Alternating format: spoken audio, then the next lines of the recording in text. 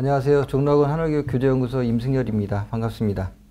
이번 시간에는 수능 체제와 킬러 문항들에 대한 설명을 드리도록 하고 이에 대한 대비 방법 및 콘텐츠 소개를 하도록 하겠습니다. 먼저 2022학년도 수능의 주요 특징을 좀 살펴보도록 하겠는데요. 총 4가지 특징이 좀 있습니다. 국어, 수학과 직업탐구의 영역 같은 경우는 공통과목과 선택과목 체제로 바뀌게 되는데요. 특히 국어와 수학 같은 경우는 공통과목에서 70%가 출제가 되고요. 선택과목에서는 30% 정도가 출제가 됩니다.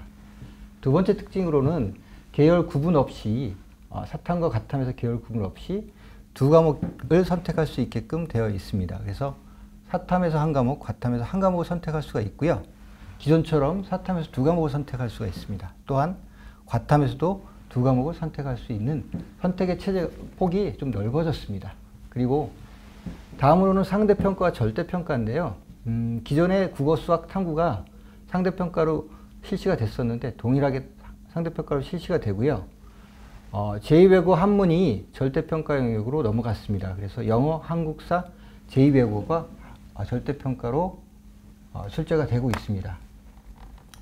다음은 EBS 연계율인데요. 70%에서 50%로 연계율이 축소가 돼서 EBS 수능 특강이라든가 수능 완성이라는 교재에 그 영향력이 조금 완화가 될 것 같습니다.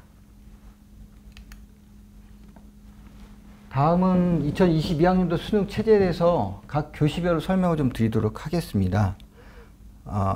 수능은 아침 8시 40분부터 1교시가 시작이 되는데요. 5교시가 끝나는 5시 40분까지 총 9시간을 수능 시험을 치르게 됩니다. 이제 1교시를 살펴보면요.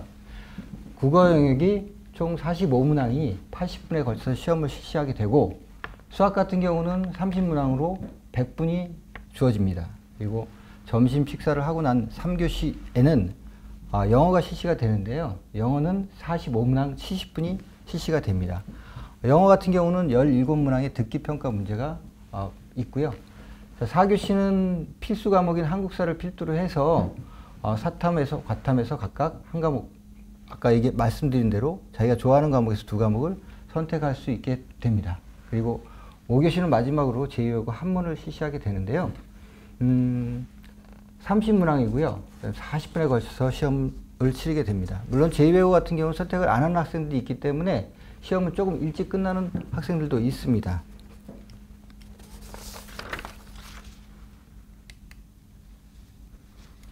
다음은 수능 세부 영역에 대한 세부 사항을 한번 말씀드리도록 하겠습니다. 국어 같은 경우는 공통과목과 선택과목으로 분리가 된다고 말씀을 드렸지 않습니까? 그래서 공통과목 같은 경우는 문학과 독서가 공통과목으로 출제가 됩니다. 기존 수능에서는 문학에서 15문제, 독서에서 15문제가 출제가 됐었는데요. 이번에는 이 두 영역을 합쳐서 34문제가 출제가 됩니다. 그래서 17문제씩 출제가 되지 않을까 생각됩니다. 그리고 화법과 작문, 그리고 언어와 매체 중에서 한 과목을 선택을 해서 시험을 치르게 되는데 보통 학생들이 어려워하는 단어들이 독서와 문법입니다. 문법은 여기 언어와 매체 속에 포함되어 있기 때문에 그래서 학생들은 대체적으로 화법과 작문을 선택하지 않을까라고 예측이 되고 있습니다. 수학 영역은 영어 건너뛰고요. 수학 영역 같은 경우도 수원, 수투가 공통 과목으로 출제가 되고 확률과 통계, 미적분, 기하는 선택 과목으로 8문제씩 자기가 선택을 해서 풀게 되는데요. 학생들이 보통 이제 경향은 좀 쉬운 문제를 선택하는 경향이 좀 있죠. 이 세 과목 중에서 제일 좀 쉽다라고 판단할 수 있는 게 확률과 통계인 거고요. 근데 이제 자연계 상위권 대학들이 지정한 것이 있습니다. 그래서 상위권 대학들은 미적분과 기하에서 반드시 택하게끔 자연계열 쪽 진학하는 학생들은 그렇게 했기 때문에 확률과 통계 그리고 미적분에서 선택이 좀 많을 것으로 예상이 됩니다. 다음 탐구 영역인데요. 탐구 영역 총 9과목이 있습니다. 사탐 같은 경우 9과목이 있고 과탐은 물리학 1, 2, 화학 1, 2, 생명과학 1, 2, 지구과학 1, 2 총 17개 과목에서 아까 말씀드린 대로 두 과목을 선택하게 되는데 고등학교 교육과정을 살펴보면 2학년 때, 3학년 때 각각 대략 한 3과목씩 선택을 하게 됩니다. 그렇게 된다고 하면 내신과 수능을 준비하는 3학년 단계에서 자기가 수능을 보는 그런 과목을 선택을 하게 되면 아무래도 내신과 수능을 같이 준비할 수 있기 때문에 조금 더 시간을 더 편리하게 쓸 수가 있습니다. 그리고 제2여고 한문 같은 경우는 총 9개 과목인데요. 이번에 아까 말씀드린 대로 절대평가로 바뀌면서 알아보 집중 현상은 아마도 좀 해소가 될 것 같고요. 중학교 과정에서도 제2외국어를 배웁니다. 그래서 수능에서 내가 어떤 제2외국어를 배우게 된다, 치르게 된다고 하면 중학교 과정에서도 미리 연계해서 선택을 하는 게, 자기가 잘하는 과목을 선택하는 게 도움이 될 거라고 생각됩니다. 다음은 국수형 킬러 문항에 대해서 설명을 드리도록 하겠습니다. 국어 영역은 앞서서 말씀드렸듯이 독서가 제일 중요합니다. 오답 베스트 5 안에 독서가 4문제가 들어가 있고요. 문법이 1문제가 들어가 있습니다. 수능에서 독서 영역은 총 15문제가 출제가 됐었는데요. 그 중에 4문제가 오답 베스트 안에 차지하는 거 보면 독서가 수능 1등급의 핵심 키를 잡고 있다, 이렇게 말씀드릴 수가 있습니다. 그래서 초등학교 때부터 다양한 분야의 책을 읽고 핵심을 파악하는 훈련을 하게 된다고 하면 수능 독서에 대비하는 방법으로 아주 적절한 방법일 거라고 생각이 되고요. 다음은 영어 영역입니다. 영어 영역 보시면 아시겠지만 빈칸 추론 문제가 3문제가 좀 들어가져 있습니다. 빈칸 추론은 그래서 빈칸 추론에 대해서 빈칸에 주어진 부분에 들어갈 말을 찾는 문제인데요. 이 문제의 정답을 찾기 위해서는 국어 영역과 동일하게 지문에서 말하고 있는 중심 내용이라든가 글의 주제를 빠른 시간 안에 파악하는 것이 제일 중요합니다. 이를 위해서는 다양한 소재의 글을 읽고 많이 읽어보고 주제를 정리하는 연습을 해보는 것이 도움이 됩니다. 네, 수학 영역은 지난 수능에서 킬러 문항을 살펴보면 미적분, 기하 벡터, 확률과 통계가 많이 나오는 것을 볼 수가 있습니다. 근데 수학 킬러 문제 같은 경우는 기존에 배웠던 개념을 새로운 방식으로 묻는 게 아니고요. 그렇기 때문에 실제로 문제를 풀어보면 그 새로운 개념이나 공식이 들어있지는 않지만 여러 가지 개념을 동시에 질문하기 때문에 학생들의 입장에서는 정해진 시간 내에 풀기가 상당히 어렵기 때문에 킬러 문항이라고 합니다. 그럼 수학의 킬러 문항들이 어떤 문제가 출제가 되어 있는지 한번 좀 살펴보도록 하겠습니다.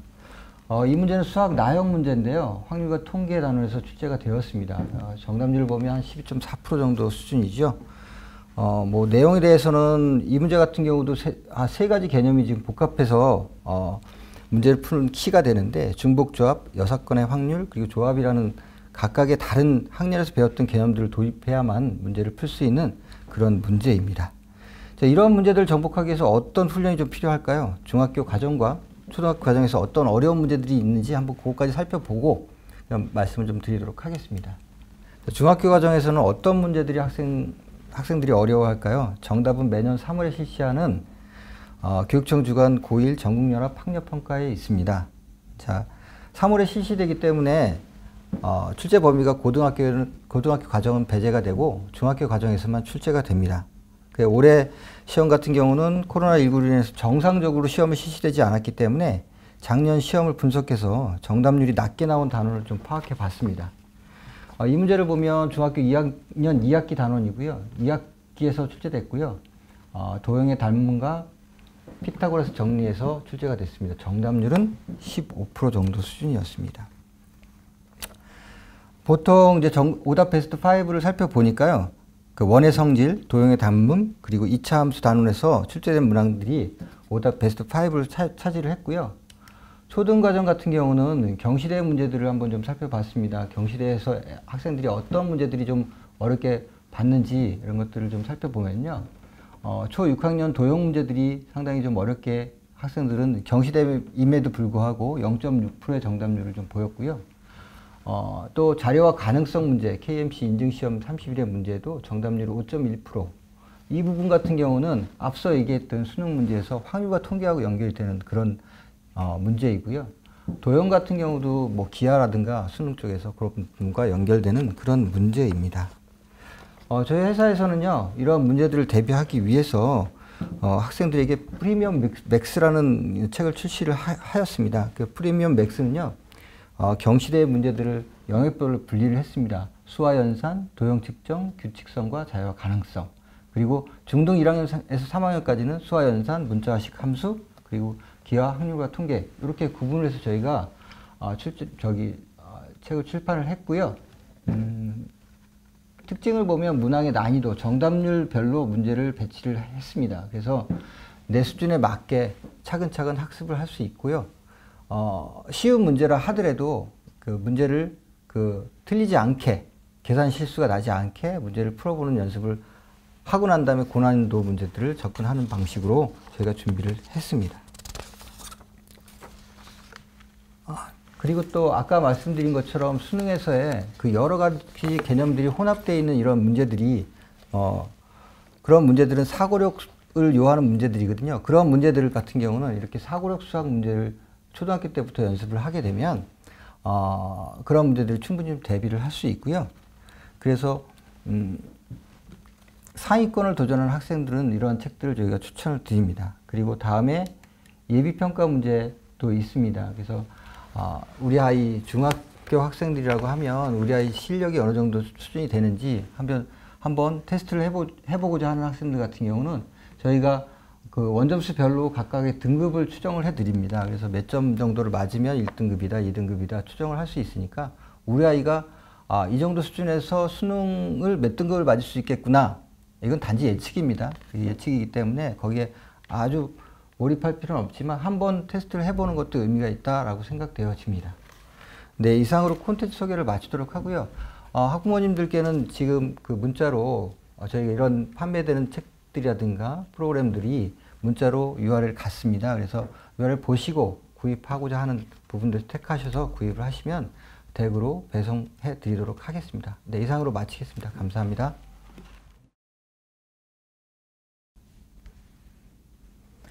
안녕하세요. 종로학원 하늘교육교재연구소 최지영입니다. 저는 영재학급 영재교육원에서부터 과학고 영재학교까지 선발 방법과 출제 경향에 대해서 말씀드리도록 하겠습니다. 먼저 지금 보시는 화면은 지난 5월 27일 교육부에서 발표한 자료인데요. 여기서 중요한 것은 수학, 과학 분야의 영재를 조기 발굴 및 성장하기 위해서 시스템을 마련한다는 것입니다. 즉 초등학교, 중학교 영재학급 영재교육원에서부터 고등학교 및 대학 등으로의 교육과정 및 진로 진학 연계를 강화하겠다는 것인데요. 영재교육 대상자 수를 한번 알아보겠습니다. 지금 제가 보시는 화면은 학년별로 평균 인원수를 저희가 조사를 한 건데요. 아래 초등학교 단계에서 할 수 있는 교육청 영재교육원, 그 다음에 영재학급, 그 다음에 대학부설 영재교육원부터 시작해서 과고 영재학교 전국 자사고, 그 다음에 특성화대학, 위치한 수의대 약학계열까지 이렇게 인원 분포를 볼 수가 있습니다. 그러면 아래에 있는 교육을 받은 학생들이 보통 최상위권으로 간다고 생각을 하시면 될 것 같고요. 다음 표를 한 번 더 보겠습니다. 여기는 전체 초중고 전체 영재교육 대상자 수입니다. 약 10만 명이고요. 이 수는 전체 학생 수의 1.83%입니다. 약 2%에 해당하는 비율인데요. 이 비율은 저희가 수능 1등급 비율인 4%의 약 절반을 차지하는 비율이 됩니다. 그러면 최상위권 대학별 선발 인원도 한번 알아보겠습니다. 카이스트 같은 대학기술 특성화 대학 선발 인원과 의치한 수의대 그리고 2022학년도에 선발하는 약대 선발 인원까지 합해 보았는데요. 이 수치는 약 8,100명이었습니다. 이 수도 마찬가지로 약 2%에 달하는 것을 알 수 있는데요. 앞에서 본 비율과 지금 보시는 비율이 비슷한 것을 알 수 있는데 결국 앞에서도 보여드렸다시피 초, 중 단계에서 영재교육원, 영재학급을 다니는 학생들이 주로 대부분 최상위권에 진학을 한다라고 생각을 하시면 될 것 같습니다. 그러면 아마 이제 제가 여러 가지 표를 보여드렸으니까 이제 내 아이가 최상위권 대학으로 가기 위해서는 어디서부터 시작을 해야 되는지 가늠이 되실 텐데요. 처음 시작인 영재교육원, 영재학급부터 살펴보도록 하겠습니다. 영재교육원 선발 분야는 수학, 융합, 수학, 과학 여러 가지 분야가 있는데요. 그 중에서 수학, 융합, 수학 분야, 그 다음에 과학 분야 이렇게 세 가지 분야가 차지하는 비율이 약 70% 이상이 됩니다. 그리고 영재교육원 같은 경우에는 보통 주말을 이용해서 수업을 진행을 하고 프로젝트식으로 수업을 합니다. 그리고 영재교육원은 보통 비슷한 지적 호기심을 가진 학생들, 또래의 친구들이 같이 수업을 하기 때문에 오히려 더 내가 좋아하는 과목에 대한 흥미를 더 느끼게 되고 더 깊이 있는 연구를 할 수가 있습니다. 그리고 영재교육원에서 활동한 내용들이 결국은 내 아이의 포트폴리오가 되는데요. 그러면 영재교육원 선발 방법에 대해서 보겠습니다. 영재교육원은 크게 교육청 영재교육원과 대학부설 영재교육원이 있습니다. 선발 방법은 교육청의 경우는 관찰 추천 방식으로 진행이 되고요. GED를 통해서 지원하신 다음에 학교에서 추천을 받아서 지필고사 형태인 영재성 검사, 창의적 문제 해결력 평가 및 면접 평가를 치르게 됩니다. 그리고 대학부설 영재교육원은 대학별로 상이하기는 하나 대부분 서류평가, 심층 면접으로 선발을 하게 됩니다. 그러면 제가 아까 지필고사 형태라고 말씀을 드렸는데 영재성 검사, 창의적 문제 해결력 평가, 면접 평가, 그다음에 대학부설에서 치르는 심층 면접 어떤 식으로 문제가 나오는지 한번 보도록 하겠습니다. 지금 보시는 문항은 2020학년도 서울시 교육청 영재교육원 수학 문제였습니다. 마방진을 활용한 사고력 문항이라고 볼 수 있고요. 다음 또 보겠습니다.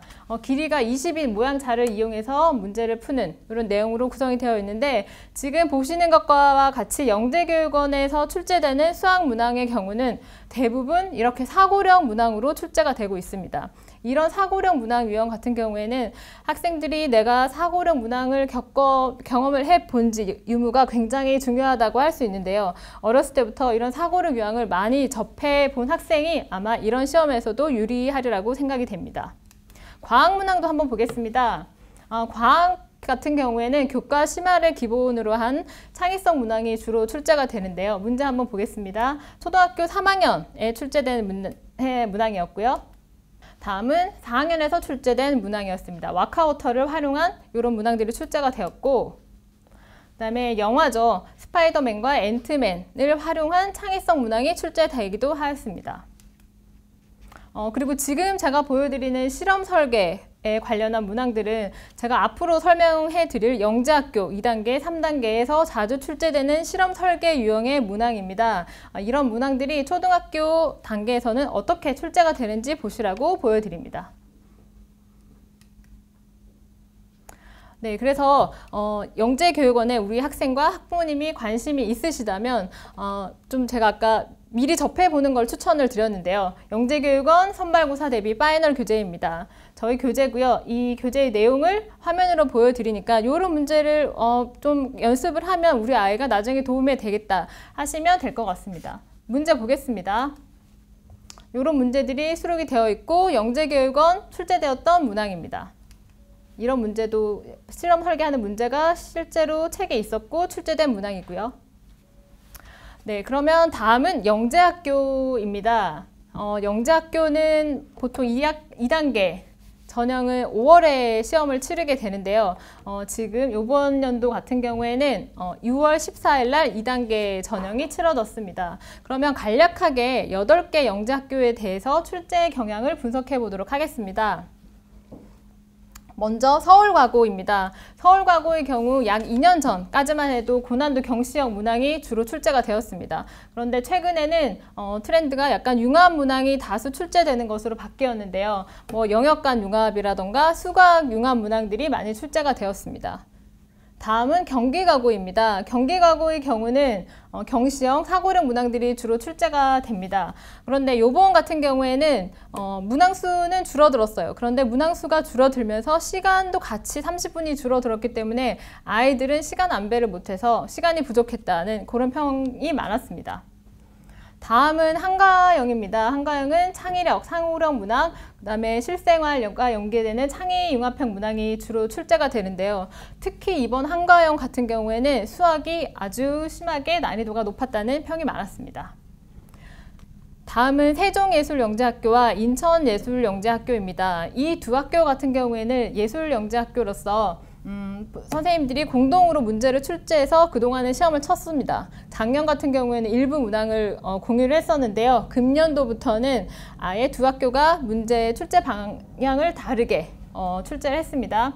이 해당하는 내용은 공지사항에 이미 공지가 된 상황이고요. 그래서 세종예술 같은 경우에는 수학이 조금 강화가 되었어요. 그래서 3교시에 있었던 인문예술 종합 소양평가를 없애면서 수학 심화 문제를 더 풀게 했습니다. 아마 수학을 잘하는 학생을 뽑고 싶다는 의지가 강한 대목이었습니다.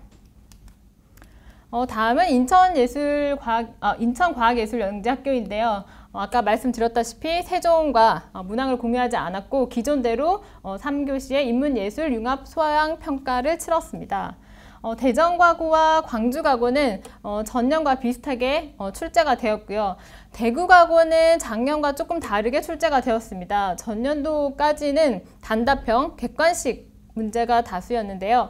금년도에는 서술형 문항이 출제가 되어서 그동안 출제되었던 대구과고 스타일로 공부를 한 학생들에게는 좀 당황했을 거라는 얘기가 있었습니다.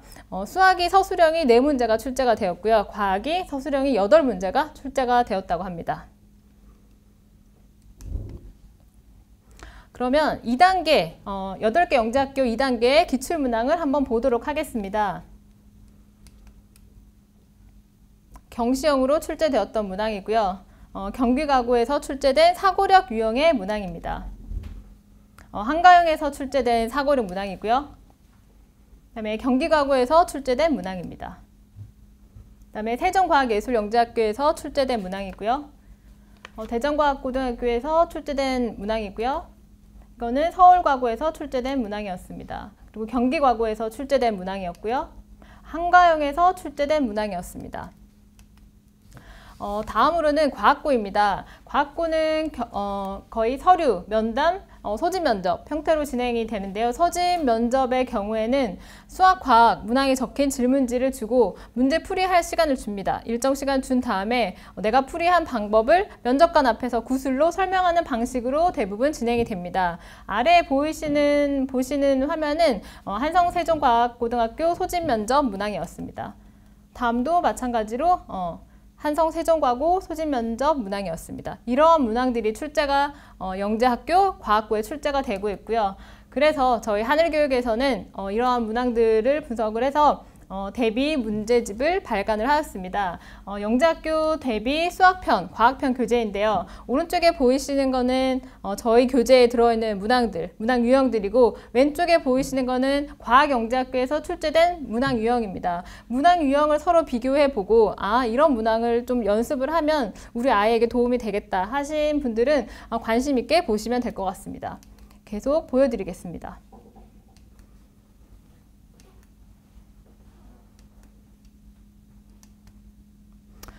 네, 그래서 저는 이제 지금까지 영재교육원에서부터 영재학교까지 출제 경향이라던가 이런 거에 대해서 알아봤는데요. 지금 설명의 신청자에 한해서 모바일로 URL 주소가 갔을 거예요. 이런 저희 혜택들을 다 살펴보시고 내가 해당하는 관심 있는 교재가 있으시면 신청을 하시면 좋으실 것 같습니다.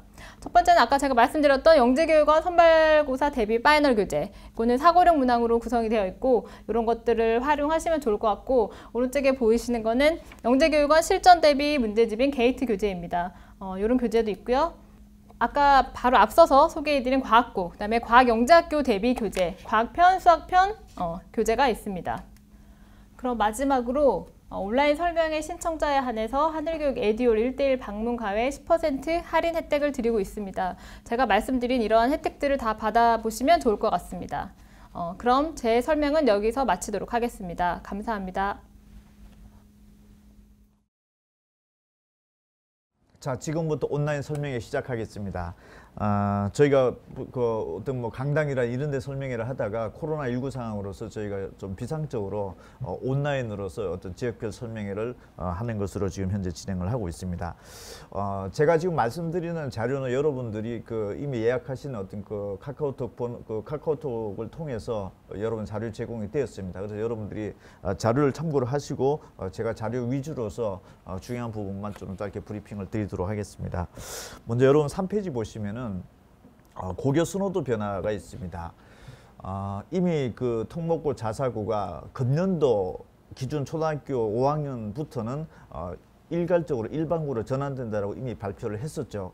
그 이후에 지금 현재 학부모님들의 어떤 학교 선호도가 좀 변화된 걸로 나타나고 있는데, 먼저 5페이지 보시면은 초등학교, 중학교 여러분들이 이번에 예약을 하시면서 저희가 조사를 들어갔습니다. 매년마다 저희가 실시하는 건데 전년도랑 금년도랑 좀 달라진 양상이 있다라면은 일반고로 전환 발표 이후에 자사고라든지 뭐 외고라든지 이런 부분들의 선호도는 좀 떨어진 데 반해서 초등학생이 됐든 중학생이 됐든 대체적으로 과학고등학교 선호도가 현재 초등학생들은 19.4% 전년도 선호도에 있다 금년도 25.3%까지 지금 급격하게 올라가고 있고, 중학생 같은 경우에도 13.5%에서 17.6%로 전반적으로 과학고등학교에 대한 선호 양상이 크게 높아지고 있다, 이렇게 지금 볼 수 있습니다.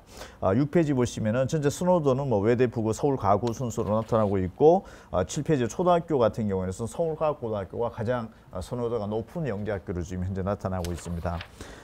그 다음에 8페이지에 보시면은 중학생들은 외대, 부고, 하나고, 상상고등학교 순서로 중학생들 같은 경우에는 지금 현재 전국 단위로 대체로 선발하고 있는 자사고에 대한 어떤 선호도가 굉장히 높게 나타나고 있다, 이렇게 확인되고 있습니다. 자, 9페이지부터는 이제 고등학교 선택을 하는 데 있어서 학교 내신에 관련된 부분들이 굉장히 중요한 지표가 될 수 있기 때문에 내신에 대한 어떤 부분들을 조금 더 집중적으로 좀 분석하는 시간을 갖겠습니다. 9페이지 보시면은 주요 11개 대학에서 일단 선발 인원이 약 한 3만 명 정도가 되는데, 현재 기준으로 놓고 보면은 수시와 정시의 비율이 한 7대3 정도로 구조로 나타나고 있고, 9페이지 하단표에 보시면은 이 중에서 학생부 위주로 뽑는 전형이 한 55%, 16,000명 정도, 전체 한 3만 명 중에서 한 16,000명 정도를 지금 현재 학생부 위주로 지금 뽑고 있다, 이렇게 지금 나타나고 있는데, 10페이지 보시면 대체적으로 이 학교들에서 이제 학교 내신의 합격선 자체를 한 2등급 이내 정도로 지금 현재 학교에서 뭐 공식적으로 발표하기도 하고 또 비공식적으로도 저희가 또 확인해 보면 대체적으로 이 정도대가 학교 내신의 합격선이다, 이렇게 되고 있는데, 저희 회사에서 이 인원을 이 전국에서 고등학교 1학년 1학기에서 3학년 1학기까지 총 5개 학기 전 과목에 걸쳐서 한 2.0등급 이내 정도 추정되는 인원을 저희가 추산을 해보면 한 16,400명 정도가 나타나고 있습니다. 뭐 일반고, 지역 자사고, 외고, 전국 자사고 이 순서대로 대체적으로 이제 추정은 이루어지는데, 압도적으로 일반계 고등학교가 사실은 2등급 이내 인원이 뭐 학교 자체가 많으니까 뭐 그런 결과가 나타나고 있는데, 반대로 지역 자사고나 외고나 뭐 전국 단위 자사고 같은 거의 2등급 이내에 들어온 인원 자체는 사실 전국적으로 놓고 본다 하더라도 몇십 명밖에 안 되는, 아주 거의 없다, 이 정도 이제 상황으로 저희가 추정이 되고 있고, 또 10페이지에 보시면은 주요 이제 11개 대학 정도에서 학교 내신 합격선 자체를 한 2등급 이내 정도를 지금 공식적으로 발표 또는 비공식적으로 저희가 지금 확인이 되고 있는데, 고등학교 1학년 1학기에서 3학년 1학기까지 총 5개 학기 동안에 2등급 이내 정도 학교 내신에 분포되는 학생들은 한 16,000명 정도로 저희가 추산이 되고 있습니다.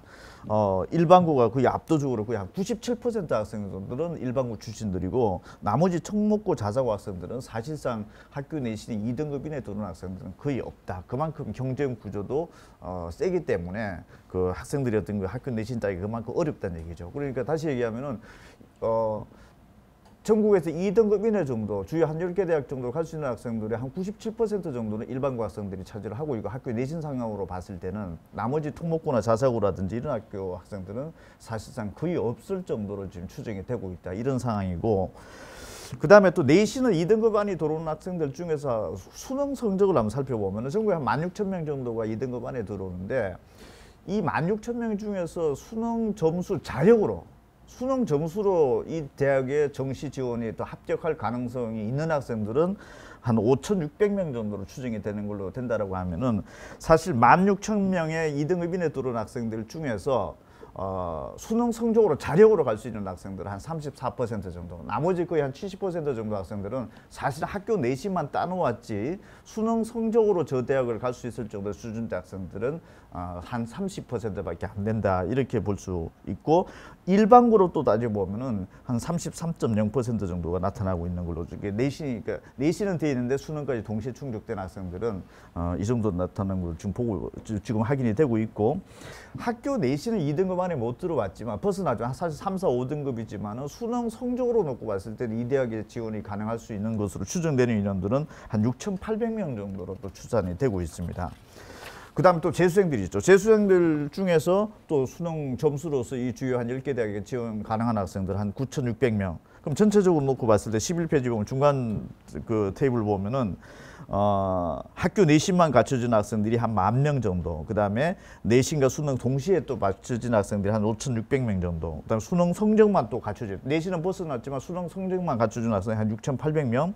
재수생들이 한 9,600명 정도 본다라고 하면은 학교 내신은 사실은 좀 제껴놓고 수능 성적 자력으로서 이 주요 한 10개 대학을 갈 수 있는 학생들 한 22,000명 정도 추정이 되는 거죠. 나머지 한 10,000명대 학생들은 사실 학교 내신만 갖춰놓았던 학생들이다 이렇게 볼 수가 있는데 여기 11페이지 중간표에 보시면은 그 외고나 국제고 같은 경우에 내신 또는 내신과 수능을 동시에 충족된 학생들은 거의 없죠. 거의 없는데 오른쪽에 가보시면은 서울대학교 합격생으로 놓고 보면은 학교 내신 갖춰놓은 학생들은 거의 없는데 이 외고나 국제고 출신 중에서 서울대학교를 갔던 학생들의 거의 한 70~80%는 또 수시로 지원했다는 얘기가 되는 거죠. 수시에 합격을 했다. 그렇다면은 학교 내신 성적은 2등급대 자체가 안 나오는데 서울대 합격생 숫자를 놓고 보면 거의 한 70~80%대 학생들은 또 수시로 갔다라고 하는 걸로 놓고 봤을 때 학교 내신만 사실은 따놨다고 해가지고서 결코 어떤 이런 대학들이 또 보장이 될 수 있는 이런 구조는 또 아니다라는 얘기가 되는 거고 또 반대로 학교 내신이 설사 국에 들어온 학생들 거의 없음에도 불구하고 최상위권 대학은 오히려 수시에 합격한 학생이 이만큼 더 많다는 얘기 자체는 어떤 그 내신과 어떤 주요 대학의 입시의 어떤 상관관계가 바로 어떻게 보면 1대1로 바로 매칭이 되고 있다 이렇게는 볼 수 없다라는 대목이 확인될 수 있고 자 12페이지에 보시면은 전국 17개 시도를 지역별로 또 분류를 해보면은 서울 소재 학생들이 이 주요 한 11개 대학에 갈 수 있는 정도로 추정되는 학생들이 한 6,000명 정도가 추산이 되는데 이 중에서 내신만 갖춰놓은 학생들이 한 33%, 내신과 정시를 동시에 충족으로 갖춰놓은 학생들이 한 21%, 수능만 했던 학생들이 한 12.9%, 재수생이 33%. 전국적인 상황을 놓고 보면은 주요 11개 대학에서 그 지원이 가능한 학생들 중에서 한 40% 정도는 내신만 갖춰놓은 학생들이고 나머지 한 60% 정도대 학생들은 뭐 재수생이 됐든지 아니면 재학생이 됐든지 간에 수능 점수가 이미 좀 기확보된 학생들이 한 60% 정도는 된다 이렇게 데이터 해석을 할 수가 있습니다. 13페이지로 가보시면은 이건 서울 25개 구로 또 정밀하게 들어가서 봤던 자료인데 강남구 한번 보시면은 한 1,100명 정도가 추정이 되는데 강남구 1,100명 정도 되는 학생들이 서울 소재 한 11개 대학 정도 갈 수 있는 그 지원권 에리어 안에 들어온다라고 볼 수가 있는데 이 중에서 학교 내신으로 갖추는 학생들은 한 3.7%밖에 안 된다라는 거죠. 대부분의 거의 한 90% 이상 대학생들은 지금 현재 수능 점수로서 뭔가 좀 현재 컨디션을 갖춰놓고 있는 것이지 학교 내신의 컨디션을 갖춰놓은 학생들은 한 3.7%밖에 안 된다라는 거. 나머지 지역 상황들도 있는데 뭐 예를 들어서 나머지 어떤 반대적인 상황이 있죠. 내신만 갖춰놓고 있고 수능 점수는 아예 그냥 갖춰지지 않은 상황이라든지 이런 부분들을 지금 현재 전국 17개 시도도 지역별로 다 분석이 되어 있는데 지금 13페이지에서는 지금 저기 서울권 소재만 지금 현재 되어 있습니다. 나머지 부분들은 아마 지방권에서는 지방권 또 설명할 때도 다시 또 상세하게 또 설명을 드리도록 그렇게 되어 있습니다. 그 다음에 15페이지 같은 경우에 서울 주요대 지원 가능한 그 인원이 많은 학교들을 한번 뒤져보면은 실제적으로 그 내신만 갖춰놓는 학교는 거의 없다라고 볼 수 있죠. 지금 내신이 됐든 수능이 됐든 이 주요 한 11개 대학을 갈 수 있을 정도의 그 분포도 자체가 많은 고등학교를 분석을 해보면은 사실 학교 내신보다는 수능이 동시에 갖춰졌거나 아니면 뭐 재수생 비율이 좀 높다라든지 이런 부분들의 분포도가 나타나는 것들이 좀 특징적이다라는 것을 볼 수가 있습니다. 지방권 소재 학교들도 저희 설명의 자료에서 또 뒷부분에서 또 설명을 드릴 겁니다. 16페이지에 보시면은 자 그러면은 수시에서 이제 학교 내신은 어느 정도 갖춰졌다라는 가정하에 그 수시에서도 수능 최저를 보는 대학이 있고 안 보는 대학들이 있는데 주요 여기 11개 대학 정도를 보면은 수시에서 수능 최저를 미반영하는 대학이 거의 한 80% 정도가 됩니다. 이 학생부 종합전형에서는. 그러니까 주요 한 11개 대학에서는 학생부 종합전형에서는 수능 최저를 아예 사실상 안 본다라는 거. 그러면은 학생부 교과 성적이 중요해진다는 얘기가 되는 거고 지금까지 분포도를 놓고 봤을 때 학교 내신 성적은 되는데 수능 성적이 안 되는 학교라든지 이런 지역들이 굉장히 많이 있죠. 그렇다면은 비교과 영역 자체도 학생부 교과 성적 못지않게끔 비교과 자체가 교과와 관련된 부분들에 대해서 뭔가 경쟁력을 갖추어 나왔느냐 그렇지 않느냐에 따라서 굉장히 영향력이 좀 달라질 수도 있다 이렇게 해석이 될 수가 있고 대신에 또 학생부 교과 학교 내신 위주로 뽑는 전형에서는 주요 여기 뭐 고대라든지 한양대 같은 경우에 지금 현재 수능 체제를 반영을 하고 있는데 이 반영을 하고 있는 전체적인 비율 자체를 보면 한 70% 정도. 그러니까 학교 내신 위주로 뽑는 전형에서는 교과 성적 위주로 뽑는 전형에서는 수능 체제도 동시에 요구를 하고 있는 것이 그냥 70% 정도 된다 이렇게 볼 수 있고 17페이지가 각 학교별로 본 체제 요구 사항입니다. 18페이지 전국 17개 시도로 봤을 때 내신 2등급 이내 들어오는 학생들 중에서 3개 영역에서 한 2등급 이내를 충족하는 비율을 분석을 해보면은 전국에서 2등급 안에 들어오는 학생들 중에서 3개 영역에서 2등급 이내를 갖춘 학생으로 추정이 되는 건 한 52.7% 정도 됩니다. 그러니까 절반 정도는 3개 영역에서 2등급이 지금 현재 안 들어오고 있다 이렇게 볼 수가 있는 거고 2개 영역에서 2등급 정도를 맞춘 학생들은 거의 한 76.5%. 그렇다면은 최소한 학교 내신 2등급 안에 들어오면서 두 과목 정도에서는 전국에서 한 11% 안에 들어온 학생들의 대열에 들어온 학생들 거의 한 80% 가까이 된다라는 것들을 좀 참고를 하면서 2등급 이내 들어오면서 최소한 두 과목에서만큼은 어떤 절대적인 어떤 그 한 11% 안에 들어올 정도의 어떤 경쟁력을 갖추는 것이 일반적으로 내신 경쟁력과 수능 경쟁을 놓고 봤을 때 대충 어떤 비슷한 어떤 그 경쟁 구도에 들어갈 수 있다 이렇게 추정이 되고 있습니다. 19페이지 같은 경우에는 지금 현재 서울 25개 구로 놓고 봤을 때 강남구 학생들 중에서 그 학교 내신 2등급 안에 들어온다. 그러면 3개 영역에서 2등급 안에 들어온 학생들은 한 96% 정도로 되고 2개 영역에서 2등급이 들어온다. 거의 100% 정도로 지금 현재 추정이 되고 있는 게 되기 때문에 서울 지역 내에서 나머지 지역이라든지 또는 전국 시군구 지역별로 자료도 또 공개가 드릴 텐데 한번 참고를 해보시면서 여러분들이 거주하고 있는 지역에서 학교 내신과 어떤 수능 최저의 충족 어떤 그 비율 이런 부분들을 한번 잘 살펴보시기 바랍니다. 자, 지금부터는 이과 최상위권대에 대한 학생들에 대한 분석인데 20페이지입니다. 의대, 치대, 한의대, 수의대, 약대가 전국적으로 한 6,400명 정도. 약대는 이제 내년도 올해 고등학교 2학년 학생들부터 이제 뽑게 되어 있는데 학부에서 뽑게 되어 있습니다. 자, 먼저 살펴보실 게 의대, 치대, 한의대, 수의대 수능을 정시에서는 당연히 수능 점수를 뽑으니까 수능이 반영이 되는 거고 수시에서도 수능 체제가 반영이 된다라고 하면은 수능이 적용이 된다는 얘기가 되죠. 그렇다면은 의대, 치대, 한의대, 수의대에서 이런 식으로 분석을 해봤을 때 86.2% 전체 모집 단위에서 86.2%는 수능을 요구하고 있다. 그래서 이과 최상위권 학생들은 학교 내신도 갖추어지는 것도 굉장히 중요하지만 이런 대학들에서 86.2% 정도가 수능을 요구하고 있는 것이기 때문에 이 부분도 어쨌든 중요한 어떤 걸 참고치로 해야 될 것 같고 뭐 전체 의대 같은 경우에 86.8%, 치대가 83%, 22페이지, 한의대가 91%, 수의학과가 79.4% 정도 전체 모집 단위에서는 수능을 좀 현재 요구를 하고 있다라는 거. 23페이지. 약대 현재 고등학교 2학년 학생들부터 이제 그 내년도 입시부터 이제 뽑게 되는 거죠.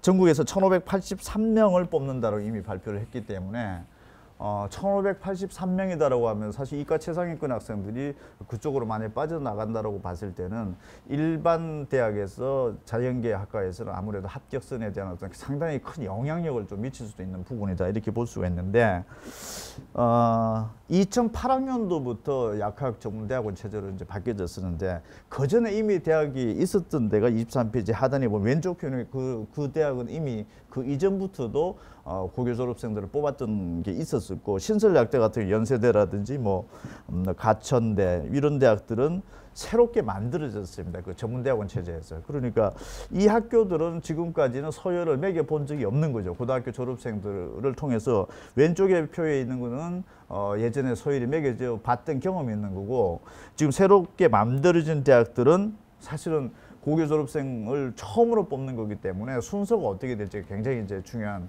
관심 사안이 되고 있는 상황입니다. 24페이지.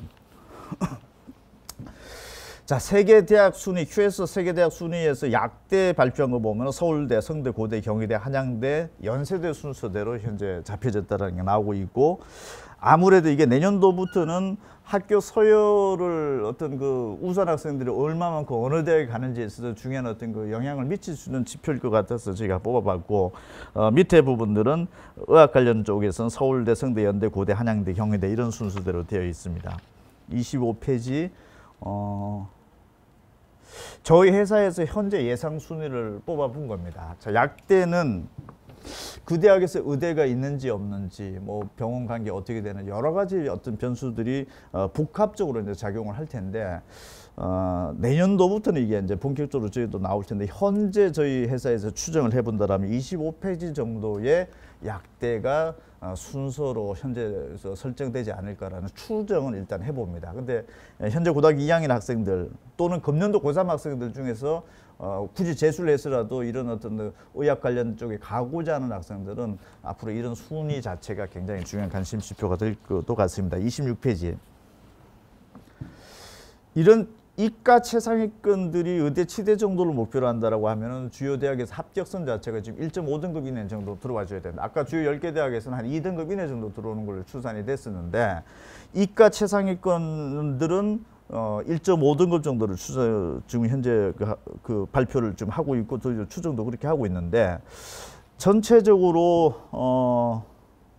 1.5등급 안에 들어왔거나 또는 아예 의대라든지 이런 그 의대를 갈 수 있을 정도의 수능 점수가 나오는 학생들을 실제 추정을 해보면 한 2,800명 정도로 저희가 추정이 되고 있습니다. 이 2,800명 중에는 한 42% 정도는 학교 내신만 갖춰놓은 학생, 수능 성적은 안 갖춰져 있는데 학교 내신만 갖춰진 학생들은 한 42% 정도. 내신도 갖춰졌고 자력으로 수능으로도 갈 수 있는 학생들은 한 9.7% 정도, 굉장히 떨어지고 있죠. 내신은 갖춰졌는데 수능이 그만큼 충족되는 학생들이 줄어든다는 얘기가 되죠. 그러면은 내신도 갖춰놓고 수능까지 같이 갖춰놓은 학생들이 어떻게 보면 가장 큰 경쟁력이 있는 학생들이 될 텐데, 이게 한 9.7% 정도. 내신 아예 벗어났다. 수능 점수로 정시에 갈 수 있는 학생들이 한 20.4% 정도. 나머지는 재수생들이 한 27.6% 정도로 의대 정도를 갈 수 있을 정도의 어떤 그 성적대 분포도는 현재 이렇게 나타나고 있습니다. 전국 17개 시도를 놓고 보면 서울 같은 경우에 한 570명 정도대가 좀 추정이 되고 있는데, 서울 학생들 중에서는 이런 의대 진입권으로 봤을 때 지원이 한번 가능할 만한 학생들의 스펙트럼을 보면은 한 34% 정도는 내신만 갖춰진 학생들. 사실 보장은 100% 개런티가 안 되는 거죠. 한 34% 정도는 내신만 갖춰졌다. 두 번째, 한 13.6% 정도는 내신도 갖춰졌고 수능도 갖춰졌다. 가장 경쟁력이 높은 학생들 한 13% 정도. 그 다음에 수능만 갖춰졌다. 내신은 벗어났지만 수능 성적으로 자력으로 내신에 상관없이 갈 수 있는 학생들 한 20% 정도 돼. 그리고 재수생들이 한 31.6% 정도 돼. 그렇다면은 서울 시내 소재하고 있는 학생들 중에서 의대 정도 지원할 수 있는 그 스펙트럼 안에 들어오는 학생들의 한 70% 정도는 자력으로서 정시로서도 갈 수 있는 어떤 그 에리어권에 설정이 되어 있다. 이렇게 특징을 볼 수 있고, 전국 17개 시도도 한번 좀 참고를 좀 해 보셔야 될 것 같습니다. 다시 얘기하면은 내신은 갖춰졌는데 수능이 안 갖춰졌다라고 하면은 이미 경쟁력에서 상당히 이탈하게 돼 있다라는 거죠. 왜냐하면은 주요 의대라든지 이런 데서는 수능을 지금 요구하고 있는 전형이 거의 90% 가까이 정도대가 되고 있기 때문에 내신만 갖춰 가지고서는 이런 부분들을 또 진입하는 데서는 굉장히 어려울 수도 있다. 이렇게 지금 풀이를 할 수 있고요. 27페이지는 지금 현재 그 강남구를 한번 놓고 보면은, 강남구 학생들 중에서 내신이 됐든 수능이 됐든 어쨌든 의대 정도를 지원할 수 있는 스펙트럼 안에 들어온 학생들을 분류를 해보면은, 내신만 갖춰진 학생들은 어떻게 보면 없다라고도 볼 수 있습니다. 이 정도 1.5등급 이내 정도 되는 극상층의 학생들이 현재 분포 자체가 지금 없다라는 얘기죠. 그만큼 내신 경쟁이 치열하다. 일반 고등학교 안에서도. 그렇다면 어떤 부분들이 충족이 되어져 있느냐. 내신과 수능을 동시에 충족된 학생들이 7.6%.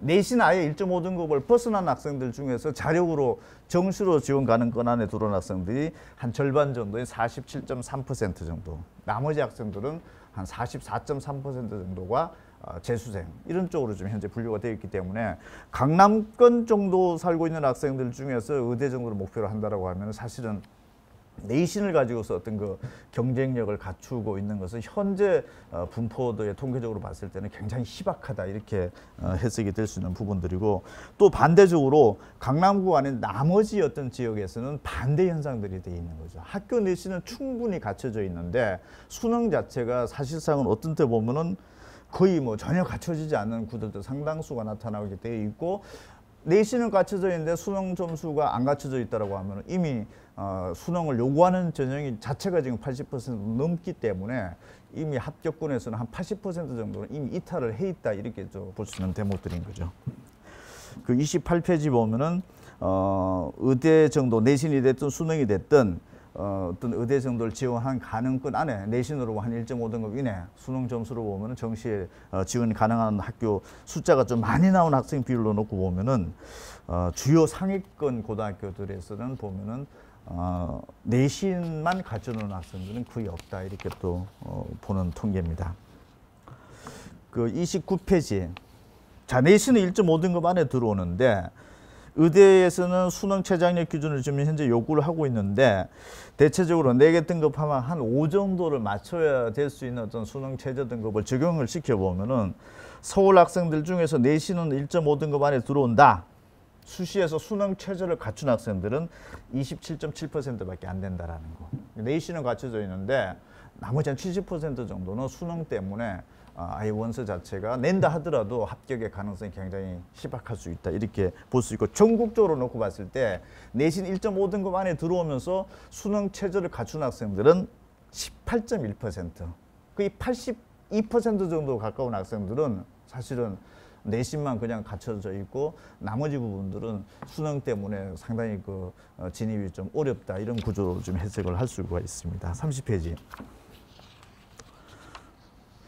이게 서울 시내 구별로 놓고 봤을 때는 반대로 강남권 학생들은 1.5등급 안에 들어왔다라고 하면 사실 한 81.8% 정도는 수능 최저는 갖춰져 있다.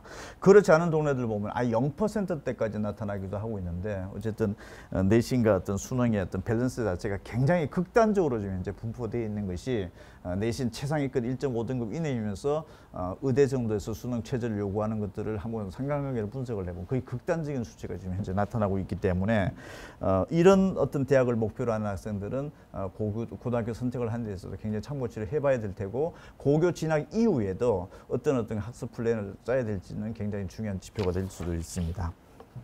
31페이지부터 쭉 42페이지까지는 뭐 경찰대라는 사관학교 그 다음에 서울대 고교 유형별, 지역별 약 10년 전의 상황과 지금 현재 상황을 지역별로 잘 분석해 놓은 데이터가 있습니다. 참고로 한번 해보시기 바랍니다. 43페이지는 금년도 고등학교 2학년부터는 또 수능 체제가 또 바뀌어지는 부분들이 있고 정시 학대가 처음으로 적용이 되는 거죠. 정시 학대가 학대가 된다라고 하면 수능이 또 그만큼 비중이 높아진다는 얘기가 되는 거고 현재 고등학교 1학년 때부터는 정시 학대가 현 고2보다 더 학대되는 쪽으로 지금 현재 발표가 되어져 있고 뭐 그런 상황이 지금 현재 되어 있습니다. 그러니까 여러분들이 고등학교 선택하는 데 있어서도 수능의 비중은 점점 더 높아지고 있는 추세는 현재 가고 있다. 이게 만약에 절대평가로 간다 하더라도 사실은 수능의 비중은 높다라고 봐야 되는 거죠. 그러니까 어쨌든 앞으로 상황은 지금 학교 어떤 내신 정도만 이렇게 충족시켜 가지고서는 과거보다는 조금 더 주요 대학에 진학하기에는 조금 더 어려워질 수도 있다. 이런 부분들을 예상이 되고 있습니다. 44페이지는 저희도 이 설명회 때 좀 많은 자료를 좀 공개를 하는데 초등학교 시험이 없죠. 중학교 때는 이제 절대평가죠. 그러니까 사실은 초등학교, 중학교 9개 학년 동안에 사실상 상대평가인 거는 없는 상황이 되긴 한데 중학교 때 주요 과목 국어, 영어, 수학에서 90점 넘는 학생들은 거의 한 30% 가까이 되는 거고 고등학교 때는 이게 한 10%대로 나타나고 있고 실제 수능 때는 90점 넘는 학생들이 10%도 안 나타나는 단단히 때까지 나타나는 구조이다 보니까 점점 갈수록 과목 자체는 어렵게 출제되고 있다는 얘기가 되는 거죠. 중학교 때는 30%, 고등학교 때는 10%대, 실제 수능에서는 10%도 안 되는 정도의 어떤 그 점수 분포가 나타나고 있다는 거는 지금 현재 초등학교, 중학교 단계에서도 미리 좀 알고 있을 필요는 굉장히 높다고 봐야 되고 지금 현재 코로나 상황에서 학교가 지금 정상적으로 지금 운영이 되고 있지 않은 상황도 한번 눈여겨볼 필요가 있는데 44페이지 밑에 표에 보시면은 이번에 6월 그 모의고사를 봤죠. 평가원에서 모의평가를 봤는데 저희가 분석을 해봤더니 올해 6월 달이 90점이 넘으면 1등급인데 작년 수능에서 90점이 넘는 애들 한 7%가 나타났는데 금년 6월 달 모의고사에서는 90점 넘는 애 한 8%대, 한 1%대가 높아졌죠. 그러면은 조금 쉽게 출제되었다 이렇게 해도 이제 일단은 해석이 되는데 대신에 2등급, 3등급 80점대하고 70점대 자체는 작년 수능에 비해서 그전의 수능에 비해서 좀 낮아지고 있는 거죠. 이 얘기 자체는 어쨌든 지금 현재 코로나 상황인데 고등학교 3학년 학생들의 성적 분포대를 놓고 보면 90점 넘는 학생들은 좀 더 잘하고 있고 나머지 그렇지 못한 한 80점이나 70점대 학생 성적이 떨어지고 있고 또 50점도 안 되는 학생들은 더 늘어나고 있다라고 하면은 성적에 대한 격차가 좀 커져가고 있다. 일단 이렇게 해석이 될 수 있는 부분들인데 이게 그대로 초등학교, 중학교 상황에서도 공부를 잘하는 학생들은 더 잘해질 가능성도 있고 지금 그렇지 못한 학생들은 조금 더 격차가 좀 벌어질 수도 있다. 이렇게 좀 해석이 되고 있기 때문에 금년 고3의 상황을 놓고 이러니까 초등학교, 중학교 단계에서도 지금 현재 비정상적으로 운영되는 어떤 그 교육 과정상에서 혹시나 모르는 어떤 그 학력 저하 현상이 발생하지 않도록 한번 관리를 좀 해보는 것, 어떤 관심을 가져보는 것도 어떨까라는 생각에서 한번 자료를 한번 보여드렸고 45페이지 같은 경우도 보면은 올해 6월달 성적 보면은 재수생들은 사실은 재수를 하고 나서 그 전에 비해서는 한 1등급 정도가 올라가는 건 통계적으로 저희 회사에서는 추정이 되고 있고 그 다음에 올해 고3들이 그 전국에서 한 4% 안에도는 1등급 학생들은 뭐 학교랑 이렇게 확인을 해본 바에 의하면은 최상위권 학생들은 좀 더 잘하고 있고 그렇지 못한 학생들은 좀 성적이 좀 떨어지고 있는 어떤 그 성적에 대한 양극화라는 격차가 좀 벌어지고 있다 이렇게 좀 확인이 되고 있습니다. 47페이지. 수능이 쉽게 출제되면은 어디가 유리할 것인가가 요즘 약간 그 얘기가 되고 있는데 47페이지 표에 보면 표준 점수 최고점이 좀 높게 상대적으로 그 전후에 비해서 높게 나타나면 어렵게 출제됐다는 얘기가 되고 표준 최고점이 낮게 나타나면은 상대적으로 쉽게 출제됐다는 걸 의미가 하는 건데 여기서 1등급, 2등급은 재수생들의 비율을 나타내는 숫자가 지금 여기 47페이지 나가 있는데 사실은 쉽게 출제되면은 오히려 재수생들한테 유리했을 수도 있고 반대일 수도 있고 그래서 이게 난이도를 어떻게 뭐 조절을 하면서 쉽게 어렵게에 따라서 어느 특정 집단에게 유불리가 있다라고 좀 단정하기는 좀 어렵다라는 얘기인데 48페이지를 잠깐 눈여겨 보면은 영어 같은 경우가 각 구별로 놓고 보면은 쉽게 출제가 되었다. 1등급 비율이 90점 넘는 비율이 많으면 많을수록 쉽다라고 일단 단순하게 가정을 해봤을 때 쉽게 출제될수록 공부를 잘하는 지역과 공부를 못하는 지역의 격차는 더 커진다라는 게 나타나고 있는 거죠. 다시 얘기하면은 쉽게 출제됨으로 인해 가지고서 아주 공부 좀 못했던 학생들이 더 월등하게 올라가는 것보다는 공부를 평상시에 잘했던 지역에서 이런 더 높게 나타난다는 얘기 자체는 평상시에 좀 어렵게 공부하는 학생들일수록 쉽게 출제됐을 경우에 점수 분포는 좀 더 높게 나타난다는 얘기가 되는 거죠. 고교 현장에서 이런 현상들이 나타나고 있기 때문에 초중 단계에서의 어떤 적절한 학습 난이도를 어느 정도 조절할 것인가 이런 부분들도 한번 참고치를 봐야 될 것 같고 49페이지 보시면은 지금 현재 국어하고 수학은 상대평가입니다. 뭐 4%, 11% 안에 들어오면 1등급, 2등급 구조가 돼 있는데 영어만큼은 지금 현재 절대평가죠. 90점이 넘어 1등급, 80점이 넘어 2등급 이렇게 돼 있는데 49페이지 좌측에 보면 영어가 만약 1등급을 맞은 학생이다. 그럼 국어하고 수학 같은 경우에 거의 절반 이상, 거의 한 50% 이상은 2등급 이내가 현재 나타나는 걸로 되어 있습니다. 문과 같은 경우에. 반대로 문과는 탐구에서 사회탐구에서 2과목을 선택을 하게 되어 있는데 주요 대학들은 사실 2과목을 다 본다라고 보시면 됩니다. 그러면은 문과에서는 영어 1등급을 맞았다라면 국어하고 수학에 1, 2등급 안에 들어올 가능성이 한 절반 이상 되는데 사회탐구에서는 한 7% 이 정도밖에 안 나타나는 구조도 나타났다는 얘기 자체는 상위권에서 영어를 잘하면은 국어하고 수학도 한 절반 이상은 2등급 안에 들어왔다. 반대로 사회탐구는 조금 낮게 형성이 되고 있는 거죠. 그러면은 초등학교, 중학교 단계에 있어서 문과적인 성향이 있다 하더라도 사실은 사회라든지 이런 과목이 나중에 고등학교 때 되면은 발목을 잡혀줄 수도 있는 것이기 때문에 해석상으로 놓고 봤을 때는 전체적인 과목에 밸런스 있게 학습하는 것이 굉장히 중요하다라는 거. 그러니까 특정 과목만 잘한다라는 것보다는 전반적으로 전 과목에 걸쳐서 어떤 그 포기라든지 이런 과목이 없게끔 하는 것도 유리할 수 있다. 그다음 만약에 영어가 2등급으로 됐을 경우에 국어하고 수학에 있어서 문과에서 보면은 2등급 안에 들어온 거는 불과 한 10%대밖에 안 되는 거죠. 어떻게 보면은 영어라는 과목 자체를 잘하게 됐을 경우에 문과적으로 놓고 봤을 때는 한 1등급 안에 들어오면 국어 수학의 한 절반 이상 정도는 이미 그 과목에서도 1, 2등급이 지금 현재 책정이 되어 있는 상황이고 2등급, 3등급으로 벗어날수록 그만큼 영어가 2등급, 3등급 벗어날수록 국어 또는 수학에서 2등급 안에 들어올 가능성이 굉장히 희박하다는 걸 통계적으로 나타나고 있기 때문에 영어 절대평가에 대한 어떤 과목의 어떤 어떤 뭐 중요도보다는 어떤 그 다른 과목의 어떤 상관관계 어떻게 되는지 한번 살펴볼 필요가 있고 반대로 오른쪽에 자연계를 한번 보면은 영어가 1등급이 나왔다 하더라도 수학에서 동시에 1등급이 나오는 학생들은 아까 문과랑 차원이 좀 다르죠. 굉장히 적게 나타나고 있습니다. 영어는 1등급이 됐는데 수학 가형에서 1등급 나오면 12.4%, 아까 수학 나형에서 35.3%는 좀 차원이 다르죠.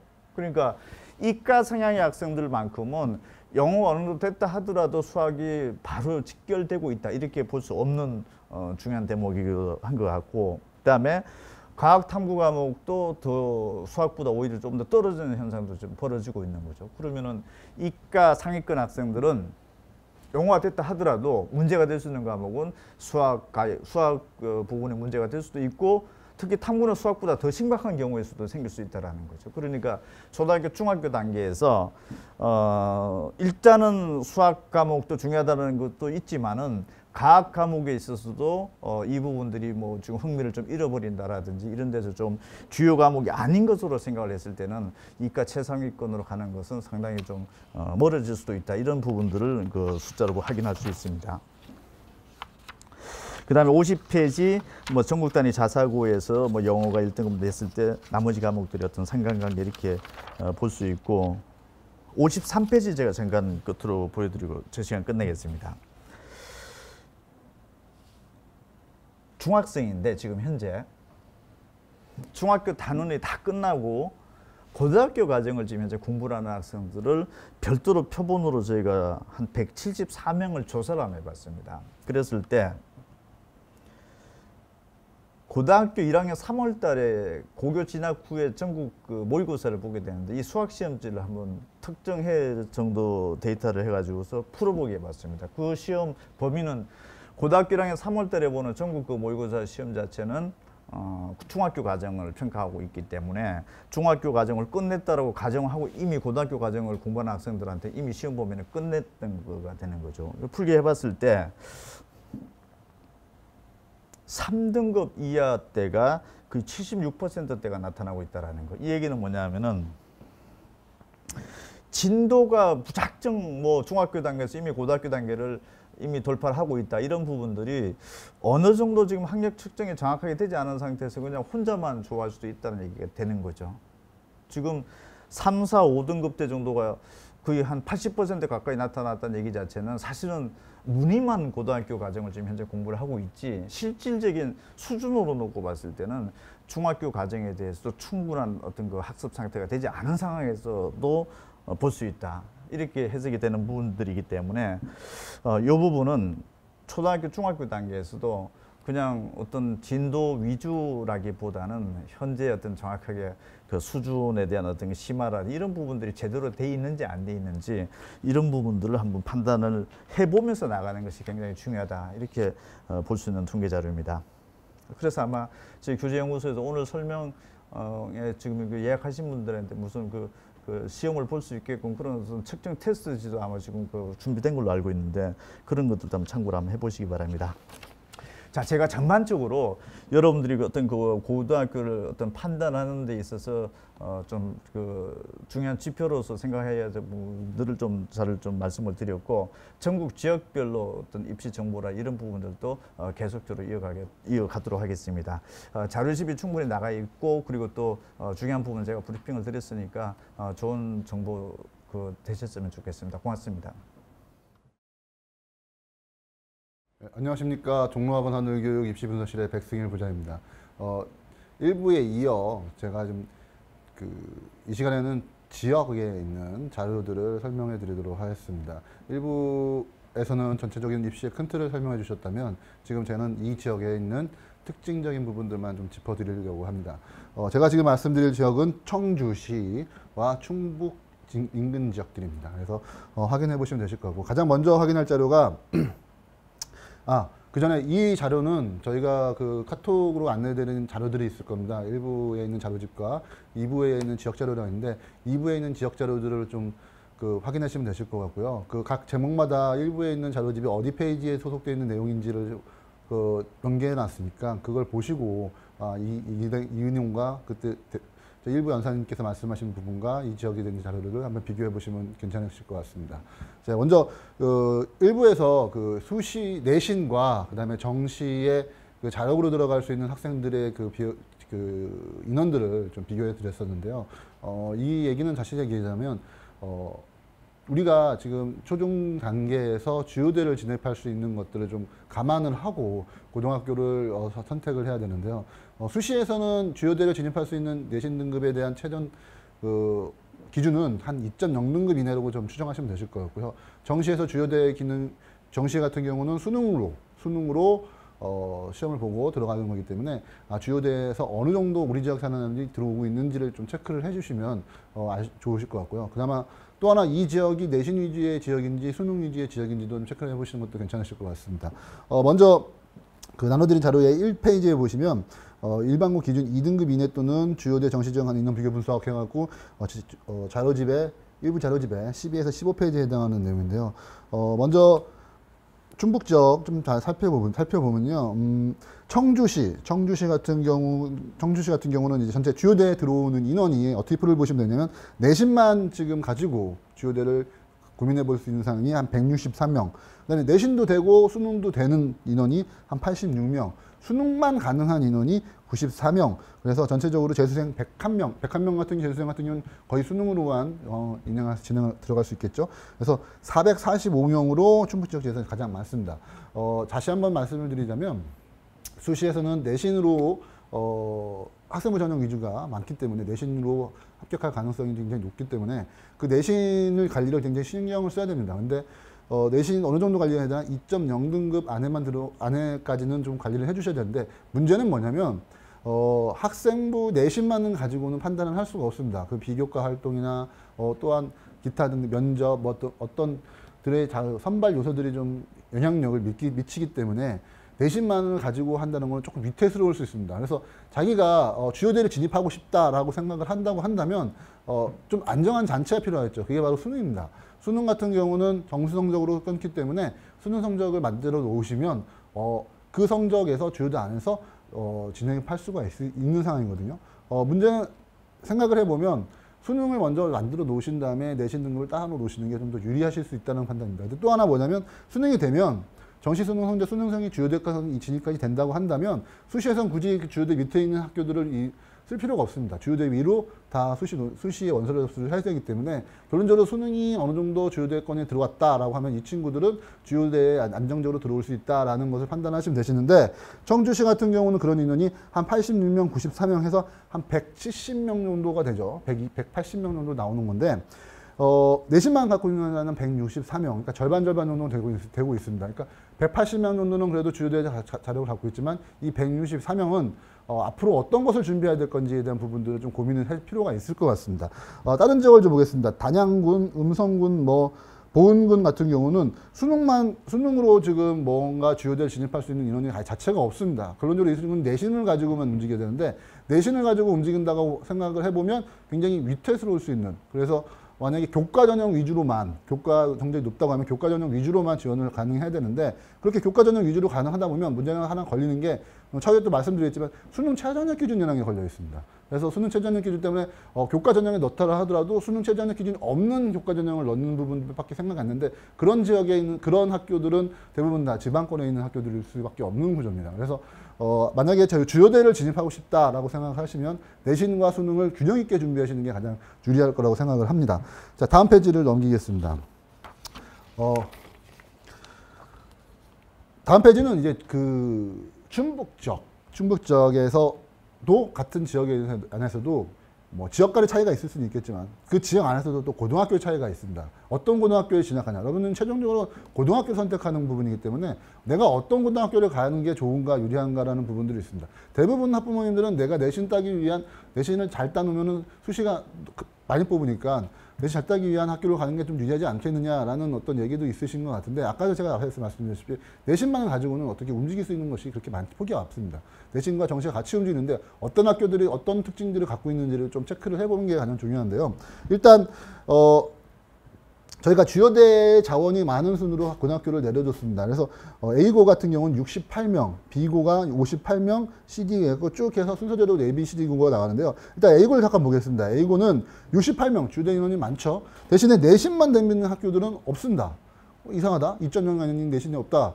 그 다음에 내신과 수능은 1명. 수능이 48명 정도 되나요? 그렇죠? 이 학교는 내신이 2.0 안으로 들어올 수 없는 구조일 수도 있는 겁니다. 내신 경쟁이 치열하기 때문에 내신을 따기는 힘든 학교라고 판단이 되고요. 대신에 내신 따기 힘들지만 수능이 굉장히 준비 잘 돼 있어요. 그러니까 학교에서 수능 준비를 제대로 잘해놓기 때문에 주요대 정도 같은 경우는 내신은 필요 없고 수능 정시로 쭉 밀어넣어 놓을 수 있는 어떤 그런 구조를 갖고 있습니다. 그래서 만약에 저희가 제 학생이 내신을 따기 좀 어려운 특징을 갖고 있는데 수능 공부는 잘하고 있다. 그럼 이 학교를 선택하는 게 좀 유리할 수 있겠죠. 또 반면에 내신은 중하위권이에요. 중하위권이고 어느 정도 조금 나오는데 수능 준비가 좀 안 됐다. 근데 좀만 더 하면 될 것 같다라고 하는 학교도 만약에 여기 학교가 간다면 수능 이제 어떤 준비를 잘하고 있는 어떤 자력으로 어떤 경쟁력을 유지할 수 있는 그런 부분도 있을 수 있겠죠. 자, 반대적으로 보면은 제2고 13명, 내신만 13명 있습니다. 이 13명이 어떻게 주요대를 갈 수 있을지 안 있을지 장담을 하지 못합니다. 왜? 아까 말씀했지만 2.0 2등급 안에도 들어왔지만 이 2.0 2등급 안에서 다른 부수적인 어떤 선발 요소 때문에 이 친구들은 주요대를 가능성이 없을 수도 있습니다. 대신에 그 4명이 또 있죠. 어떻게? 내신과 수능이 다 준비하는. 이 친구들은 자신 있게 할 수 있는 거죠. 전교 4등 안에 들어가야 된다는 겁니다. 그렇게 생각하시면 가장 간단하실 것 같습니다. 다음 페이지를 보겠습니다. 좋아요. 내신과 수능의 이제 균형을 얘기했는데 이번에는 또 수시에서의 또 문제가 생깁니다. 어떤 거냐면 내신을 따랐다 하더라도 수능 최저학력 기준을 충족했느냐 안 충족했느냐 이거를 판단을 해야 되거든요. 주요대가 앞에서 저희 일부 연설님께서 말씀하셨지만 주요대에서 학생부 종합전형 같은 경우는 최저학력 기준은 없죠. 그렇죠? 왜? 대신에 어떤 게 있습니까? 교과 내신과 플러스 학생부 종합전형이니까. 그렇죠? 면접, 서류, 자기소개서 이런 건 등등을 또 비교과 활동 등등 또 준비를 해야 되죠. 어떻게 구성되어 있느냐. 그다음에 내신이 좋다고 하면 가장 유리한 전형이 있죠. 학생부 교과 전형. 그렇죠? 주요대에서 교과 전형이 있는데 그 교과 전형은 대부분 어떻게 했어요? 80% 정도가 수능 최저학력 기준을 요구하고 있잖아요. 그렇죠? 결론적으로 말하면 내신만을 가지고는 어떻게 학교 주요대에 진입하는 부분에 있어서는 조금 부족할 수 있다라는 걸 만들었습니다. 좋아요. 그럼 내신이 2.0은 충족하는데 그러면 수능 최저학력 기준을 충족을 해야 된다는 거죠. 그래서 수능 최저학력 기준은 어느 정도 충족을 하고 있는지를 좀 체크를 하겠습니다. 청주시 아까 말씀드린 250명 정도가 2.0 등급 안에 들어오지만 137명 정도가 수능 최저학력 기준을 말합니다. 그러니까 결론적으로 학생부 교과 전형이나 학생부 종합 전형을 지원할 수 있는 아이들이 한 250명 정도 되는데 그중에 절반 정도만 수능 최저학력 기준을 맞출 수 있다는 겁니다. 그러니까 결론은 뭐냐면 고등학교를 진학하고 나서라도 내신을 잘 따는 것을 생각하시지 마시고 수능 최저학력 기준을 어느 정도 맞추냐 50% 정도가 좀 날아가고 있거든요. 그럼 그 50% 안에를 들어가기 위해서는 어떤 노력을 해야 되느냐 이런 고민도 필요하실 것 같습니다. 전체적으로 충북 지역을 봤을 때 2.8등만 안에 드는 아이들이 한 383명, 189명이 수능 최저학력 3개 영역 2등급 이내 정도를 충족을 하고 있는 걸로 보여집니다. 단 한 명도 없는 것도 있습니다. 그러니까 이런 지역 같은 경우는 보통 내신만 잘 따고 있고 수능 준비가 전혀 안 되기 때문에 진학하고 나서 수능 공부에 대한 유념을 조금 생각을 해보셔야 됩니다. 자, 4페이지. 저희 일부 자료집에 26페이지에 있는 내용입니다. 최상위권이죠. 의대의 그 지원 가능 정도를 봤습니다. 주요대처럼. 의대 같은 경우는 한 1.5등급 이내는 내신은 들어와야 되고 수능 성적도 굉장히 잘 봐야 됩니다. 왜 그러냐면 수시라 하더라도 수능 성적이 반영하는 게 한 80%, 수시와 정시를 합해서 한 80% 정도가 나오거든요. 그러니까 의대를 지원하신다는 사람들은 내신 성적도 관리를 해야죠. 수능 성적 진짜 극도로 좀 관리를 해줘야 되는데 어느 정도 인원이 구성이 되느냐라고 하면 청주시가 내신 1.5등급 한 17명 정도 들어옵니다. 그중에서 내신과 수능 같이 있는 게 5명, 수능만 있는 게 6명, 재수는 5명에서 전체 33명 중에 내신만 준비되는 17명 정도는 조금 내신 위주의 어떤 학습이 되는 부분이기 때문에 그런 학생들 같은 경우는 그런 성향을 갖고 있는 학생들 같은 경우는 수능 준비를 좀 필요한다는 거를 좀 보시면 되실 것입니다. 다음 페이지 5페이지를 보시면요. 이건 이제 최저학력 기준. 아까 말씀드렸죠. 최저학력 기준이 어느 정도 있는데 청주시 같은 경우 22명, 내신 1.5등급이 22명이고요. 최저학력은 4명입니다. 그러니까 극도로 적죠. 아까 전에 주요대보다는 극도로 적은 상황이니까 만약에 의대를 준비하고 싶으시다라고 하면은 먼저 우선적으로 가장 선정적인 게 뭐냐면 내신도 중요하지만 결론적으로 최저학력 기준을 먼저 충족을 해주는 부분이 좀 필요하다라는 부분들을 체크를 하시면 되실 것 같습니다. 다음 1페이지. 자, 6페이지. 수시에 대한 얘기들이 많이 나오는데요. 수시에 대한 그 학생부 종합전형이 가장 줄을 이루죠. 학생부 종합전형에서 가장 핵심적으로 보는 자료는 서울대 지표가 아닐까요? 왜냐하면 수시에서 학생부 종합전형으로 전체를 다 뽑고 있기 때문에 어느 정도의 순위에서 뽑는지를 좀 보게 되는데요. 저희가 이제 2024년도 서울대 수시 합격자 수하고 그 지역에 있는 내신 등급을 갖고 있는 학생들의 수준을 좀 비교를 해봤습니다. 청주시 같은 경우는 전체 서울대 수시 합격자가 29명이 발견했네요. 그래서 한 29명이 합격을 했는데 1.5등급 안에 드는 아이들은 한 86명 정도 되네요. 그럼 결론적으로 이 29명 안에 들려면 1.5등급보다는 좀 더 높은 게 등급을 받는 것이 가장 필요하다고 보여지거든요. 결론 다른 지역도 한번 확인해 보시고 내가 이 지역에 있을 때 서울대 정도를 좀 지원하고 싶다, 주요대 정도를 지원하고 싶다면 어느 정도의 내신 등급을 유지를 해야 되는지를 좀 확인해 주시면 되실 것 같습니다. 네, 7페이지를 보겠습니다. 아까 전에 말씀드렸다시피 수시의 성향과 정시의 성향을 좀 가장 잘 볼 수 있는 게 서울대 자료인데요. 저희가 이제 각 지역의 서울대의 명문고들 들어가는 명문고들을 좀 비교해봤어요. 그래서 정시가 50% 넘었을 때 2007학년도와 지금 수시가 80% 되는 육박할 정도로 굉장히 많이 뽑고 있는 2020학년도 때의 합격자 수를 봤을 때 어떻게 고등학교의 편향이 좀 바뀌었느냐라고 판단했는데 일단 청주시는 세강고는 부동의 일이죠. 그렇죠? 2007학년도에 14명 정도 몰았습니다. 정시를 많이 뽑았을 때 많이 보냈습니다. 14명. 그러면 일단 기본적으로 이 학교는 정시 준비에 대한 부분들이 갖고 있다는 얘기입니다. 그 다음에 2020학년도 세강고 갈 때 7명을 보냈죠. 절반이 줄었어요. 정시가 줄어들면서 이 친구들은 타격을 좀 받았던 것 같습니다. 그래서 한 7명 정도 줄었고, 그 다음에 또 오는 게 이제 청원고가 7명이죠. 그러니까 자기가 지원하고 하려고 하는 학교에 수시와 정시에 어느 정도의 그 지원이 되고 있느냐, 준비를 잘 되고 있느냐, 이걸 판단하는데, 좀 특이한 게 뭐냐면, 세강고에 14명, 5명 냈는데, 2020학년도 때는 7명, 3명, 2명, 2명이죠. 그러니까, 좀 줄었어요. 서울대 합격자 수가 전체 지역적으로 조금 줄어 보입니다. 그러니까, 아마 지역별로 차이가 좀 있을 수 있을 텐데, 어느 정도 학생들이 어떤 수시가 늘어남에 따라서 어떻게 좀 변하고 있는지 좀 체크를 해보실 필요가 있습니다. 충북 정지역에서도 봤을 때 일단 세강고가 전 충북에서도 1등이네요. 14명 정도 되고요. 그 다음에 제천고 7명, 서원고 5명. 그 다음에 2028년도에도 세강고, 청원고 7명, 3명 이렇게 되어 있으니까 한번 확인해 보시면 되실 것 같습니다. 네, 8페이지. 자, 8페이지 내용은 뭐냐면 요즘 얘기가 많이 나오죠. 수능의 난이도를 변화를 해서 어떻게 되면 유불리 되냐 안 되냐 이걸 판단하는 건데요. 저희가 한번 영어 절대평가를 가지고 80점 넘는 학생들의 비율을 조사를 해봤습니다. 그래서 어려워졌을 때와 쉬워졌을 때 어떤 차이가 나는지 한번 해서 저희 정리를 했는데요.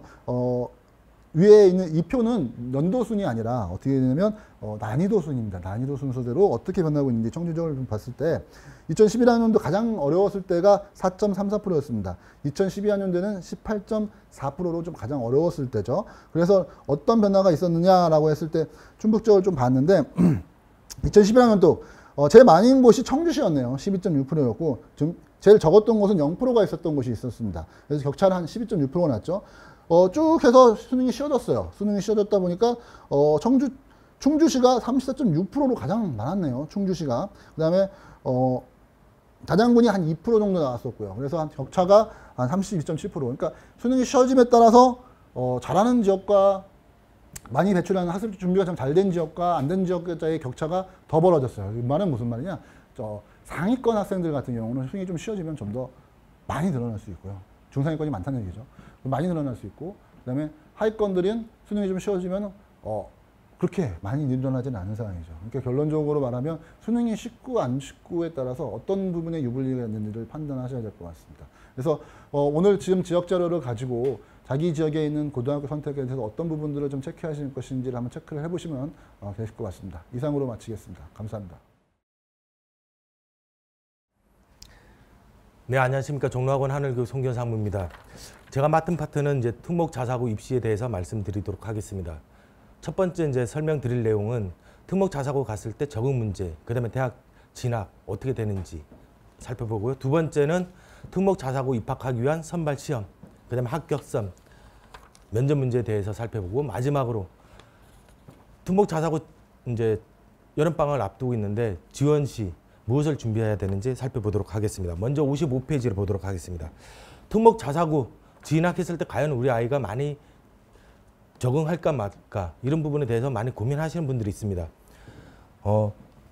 적응 부분에 대해서는 이제 살펴보면 객관적으로 볼 수 있는 자료가 전출과 학업 중단입니다. 적응을 못해서 다른 학교로 전학을 간다든지 이게 이제 전출이고, 그 다음에 아니면 봤을 때 자퇴, 검정고시를 통해서 대입을 간다든지 이게 이제 학업 중단입니다. 전반적으로 놓고 보면 특목 자사고 전체 평균은 3.2%입니다. 영재학교는 0.7%, 과고 1.3%, 전국 자사고 2.6%. 지역 자사고는 4.3%. 지역 자사고를 빼고는 사실은 100명 중에 1명, 2명도 전출 또는 학업 중단이 없다는 얘기입니다. 사실은 봤을 때 그런 걱정은 상당히 기우다 이렇게 볼 수 있을 것 같고, 지역 자사고는 조금 평균적으로 높지만 100명 중에 4명 정도 수준.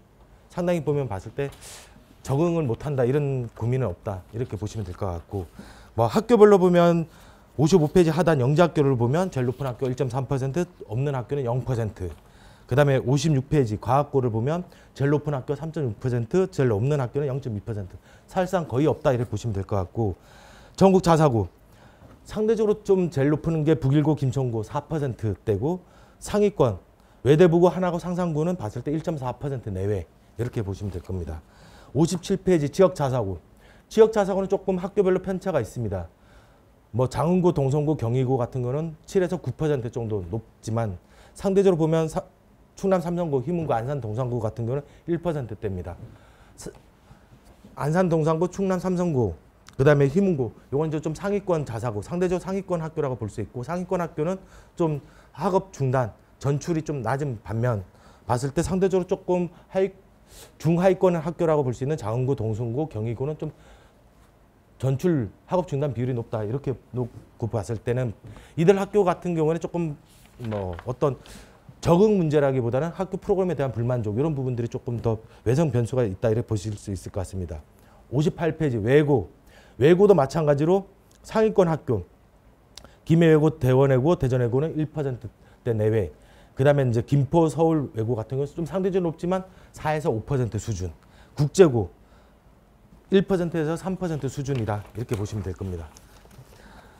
그래서 전반적으로 봤을 때는 특목 자사고 갔을 때 우리 아이가 적응 잘할 거냐 못할 것이냐, 전출과 학업 중단을 놓고 봤을 때는 염려를 안 해도 된다 이렇게 보시면 될 것 같습니다. 59페이지 특목 자사고로 갔을 때 대학 진학 과연 봤을 때 안심해도 될까 안 될까 이런 부분에 대해서 고민이 많으실 건데 영재학교를 놓고 보면 2020학년도 기준 1위 서울대, 카이스트, 연세대, 고려대, 한양대 진학자가 687명 정도 됩니다.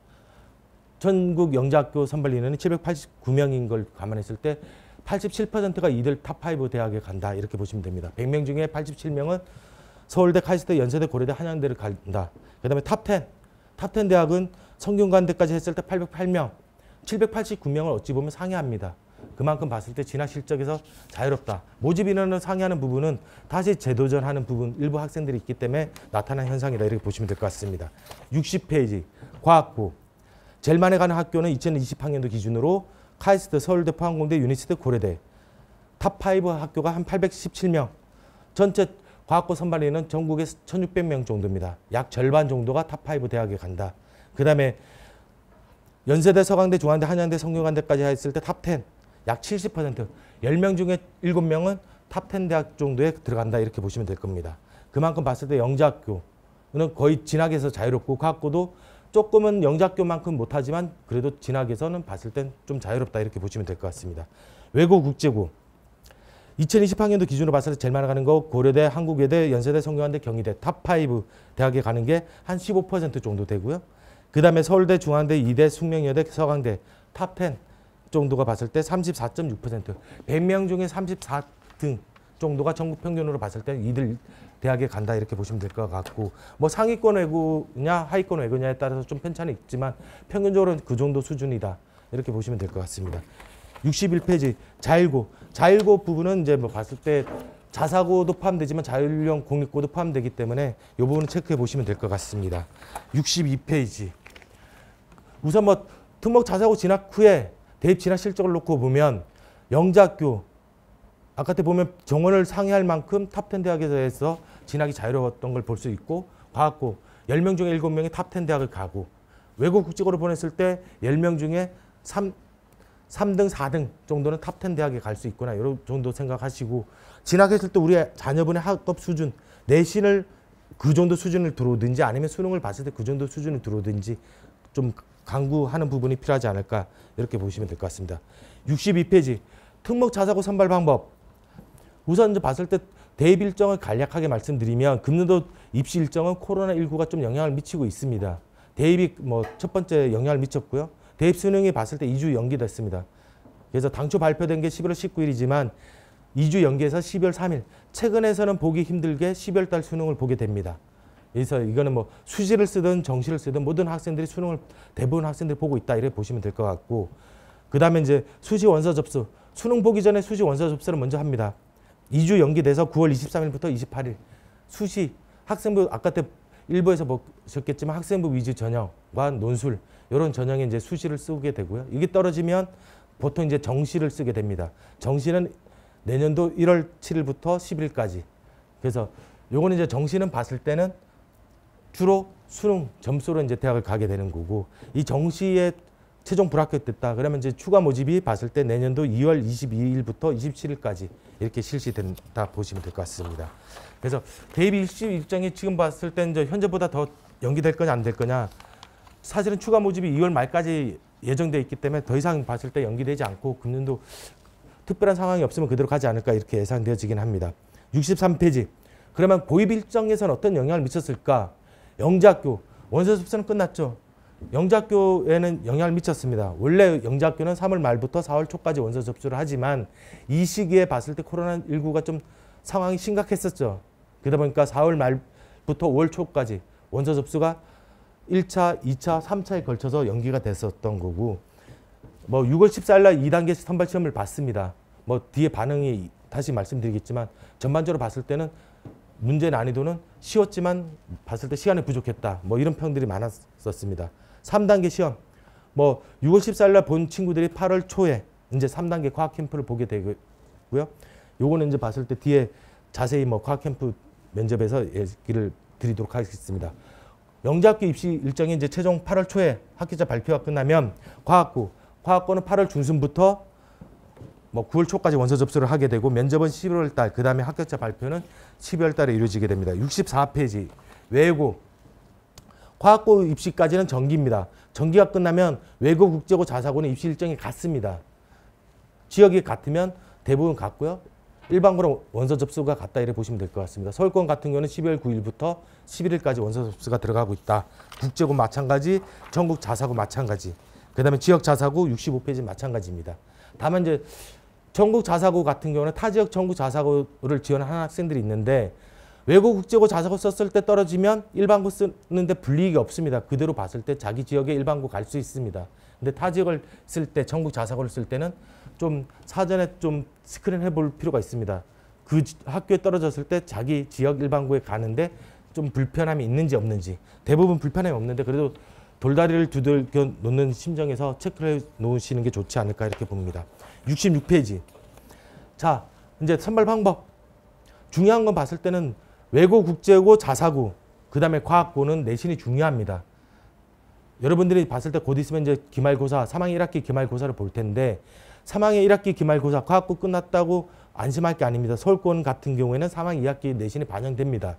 그 다음에 인천, 경남, 대전 같은 경우는 3학년 2학기 내신이 반영되기 때문에 과학고 원서 접수 썼다고 해서 3학년 2학기 수학과학 내신 소리하면 안 됩니다. 이 부분 체크해 주시고요. 외고, 국제고, 자사고는 12월 달에 원서 접수를 하기 때문에 대부분 학교가 3학년 2학기 내신까지 반영합니다. 그렇기 때문에 3학년 2학기 중간고사, 기말고사 신경 써야 되고 실수를 했을 경우에 자칫 그동안 준비했던 지원 전략에서 차질이 빚어질 수 있다 이렇게 보시면 됩니다. 67페이지 전국 자사고. 김천고, 포항제철고, 상산고, 민사, 광양제철고. 최종 모집 요강은 아직 2021학년도 요강은 안 나왔습니다. 안 나왔지만 전년도 기준으로 놓고 봤을 때는 김천고, 포항제철고, 상산고, 그 다음에 광양제철고는 3학년 1학기까지, 나머지 학교들은 3학년 2학기 내신까지 반영되기 때문에 이 부분에 대해서 체크를 하실 필요가 있다. 이렇게 보시면 될 겁니다. 68페이지. 자, 금년도 중3 학생들은 학생 수가 전년에 비해서 서울권은 9.2%가 감소합니다. 전국적 평균으로 봤을 때는 전년도에 비해서 3만 명이 감소하기 때문에 약 7%가 감소합니다. 전반적으로 학생 수가 감소하면 경쟁률에서는 하락 요인이 발생되고 있는 겁니다. 뭐 영재학교 원서 접수 끝났지만 봤을 때 전반적으로는 전년도에 비해서 10% 정도 떨어졌습니다. 학생 수 감소에 보다 좀 더 떨어졌다. 이렇게 볼 수 있고요. 선호도가 감소했다기보다는 저희가 봤을 때는 좀 어떤 코로나 상황에서 원서 접수가 들어갔던 게 영향을 미치지 않았을까 이렇게 보긴 합니다. 그래서 뭐 이게 나머지 이제 69페이지 과학고, 그 다음에 외고, 국제고, 전국 자사고, 72페이지 지역 자사고 경쟁률이 있는데 대부분 보면 과학고는 선호도가 올라갔기 때문에 전년도보다는 조금 소폭 올라가지 않을까 보긴 합니다. 학생 수 감소가 영향이 있지만 그래도 선호도 상승 부분은 경쟁률 상승 요인의 부분이기 때문에 뭐 유지 또는 소폭 증가하는 학교들이 나타나지 않을까 이렇게 보고요. 그 다음에 외고, 국제고, 자사고 같은 경우에는 전반적으로 봤을 때 학생 수 감소 영향을 미칠 거다. 다만 현재 고등학교 2학년 이하 학생들부터는 정시 40%로 증가됩니다. 외고, 국제고, 자사고 하면 이제 보통은 수능에 강한 학교로 알려져 있죠. 이 학교들 과연 봤을 때는 수능에 강한 학교이기 때문에 이 학교들에 대해서 지원이 얼마큼 높아질 거냐 이렇게 볼 수 있는데 그동안 과거 경험치로 놓고 보면 외고, 국제고는 경쟁률이 높지 않습니다. 전국 단위 자사고도 높지 않은 편이고 그래서 크게 뭐 급상승하거나 그러지는 않지 않을까 이렇게 보기는 합니다. 아마 지켜보면은 비슷한 양상이 나타나지 않을까 이렇게 예상을 하면서 한번 여러분들도 자료를 점검해 보시기 바랍니다. 73페이지 특목 자사고 선발 방법. 일단 영재학교 지금 진행되고 있지만 중학교 2학년 이하 학생들은 내년부터 원서 접수를 할 수 있죠. 중학교 2학년뿐만 아니라 중학교 1학년도 지원 가능한 학교입니다. 제일 중요한 건 1단계 서류평가에서 제한이 있느냐 없느냐. 제한이 있으면 당연히 경쟁률이 줄 수밖에 없는 학교겠죠. 그래서 비교과 우수한 학생들은 제한이 있는 학교, 대전과고, 한국과학영재학교, 세종과학예술영재학교를 뭐 지원하면 되는 거고 대부분 그렇지 않은 친구들은 제한이 없는 학교에 지원하는 게 유리하겠죠. 제일 중요한 거는 2단계 영재성 검사 및 창의적 문제결력 검사입니다. 이 시험으로 180명에서 뭐 1.5배수, 학교별로는 2배수까지 선발합니다. 그러니까 대부분 지원자가 1000명, 2000명 넘는 인원들이 다 2단계 시험에서 떨어진다 이렇게 보시면 될 것 같고 그걸 통과하는 친구들이 이제 지금 보면 금년도 중3 같은 경우는 3단계 8월 달에 시험 보는 과학 캠프를 앞두고 있는 상황이죠. 이걸로 최종으로 선발한다 이렇게 보시면 될 것 같고 과학고는 서류평가 및 출석 면담 1단계, 그 다음에 2단계 소집 면접으로 뽑는데 제일 중요한 건 봤을 때는 출석 면담 부분이 좀 중요하지 않을까 저는 개인적으로 보면서 출석 면담에서 주로 이루어지는 게 면접에 대해서 집중적으로 체크가 이루어지기 때문에 이 부분이 중요하지 않을까 생각합니다. 74페이지 외고 국제고 1단계 영어 내신, 2단계 면접입니다. 1단계 영어 내신 안 되면 2단계 면접을 못 봅니다. 영어 내신으로 1.5배에서 2배수를 선발합니다. 그러니까 영어 내신이 보통 보면 대부분 학생들이 우수한 학생이고 경우에 따라서는 동점자 사정까지 들어갑니다. 상위권 외고 같은 경우는 3학년 2학기 국어 사회, 그 다음에 3학년 1학기 국어 사회. 이게 안 되면 2학년 2학기, 그것도 안 되면 2학년 1학기까지 가는데 아직까지 2학년 1학기까지 간 경우는 없고 최상위권 학교 중에서는 2학년 2학기까지 간 사례가 나타나고 있습니다. 그러니까 특히 봤을 때는 좀 내가 상위권 외고 국제고로 가고 싶다. 그러면 3학년 1학기, 2학기 국어 사회까지 올해가 되도록 신경 써야 된다. 이렇게 보시면 될 것 같고 전국 자사고 마찬가지입니다. 1단계 내신, 2단계 면접입니다. 그래서 1단계에서는 국영수사가 주요 내신을 반영하거나 아니면 전 과목을 반영한 학교가 있다. 이렇게 보시면 될 것 같고 지역 자사고 서울권 지역 자사고는 추첨입니다. 운이 절대적으로 필요하겠죠. 그 다음에 이제 운을 통과하면 면접을 볼 수 있다. 이렇게 보시면 될 것 같고 이외 자사고는 1단계 내신, 2단계 면접. 그래서 1단계 내신이 중요하다. 이렇게 보시면 됩니다. 75페이지. 우선 봤을 때 영재학교랑 과학고 문제를 넣어놨습니다. 금년도에 실시됐던 영재학교 문제가 수록되어 있는데 전반적으로 학교별 반응을 체크해 보시면 될 것 같습니다. 근데 전반적인 반응이 뭐냐. 수학과학 문항이 전년도에 비해서 조금 어려웠다. 다양한 답이 나올 수 있는 창의성 문항이 출제되었다. 시험 시간이 줄어들어서 문제풀이에 부족했다. 심화 내문항은 전년 비해서 어려웠다. 또는 봤을 때 시험 시간이 부족했다. 이런 평들이 제일 많습니다. 전반적으로 놓고 보면 특징이 뭐냐. 시험 시간이 부족했다는 거는 봤을 때 대입 수능에서도 마찬가지지만 최근 트렌드가 준킬러, 대입 수능에서 준킬러라고 들어보셨을 겁니다. 준킬러 문항의 난이도가 올라가서 어려웠다. 놓고 보면 준킬러 문항은 심화 문제입니다. 여러분들이 익숙하지만 내가 문제를 막상 풀려고 하면 못 풀리는 문제. 이게 이제 심하다 보니까 그런 형태가 나타나는데 영재학교도 마찬가지입니다. 과거에는 봤을 때 선행, 내가 선행을 안 하면 미처 아예 모르는 경우가 발생됐지만 최근에 문제를 놓고 보면 내가 봤을 때는 선행, 심화, 반복한 친구들한테는 내가 알고 있는 문제입니다. 익숙합니다. 시간이 있으면 마치 풀 것처럼 느껴지는데 시간 내에 못 풀었다는 게 중요하죠.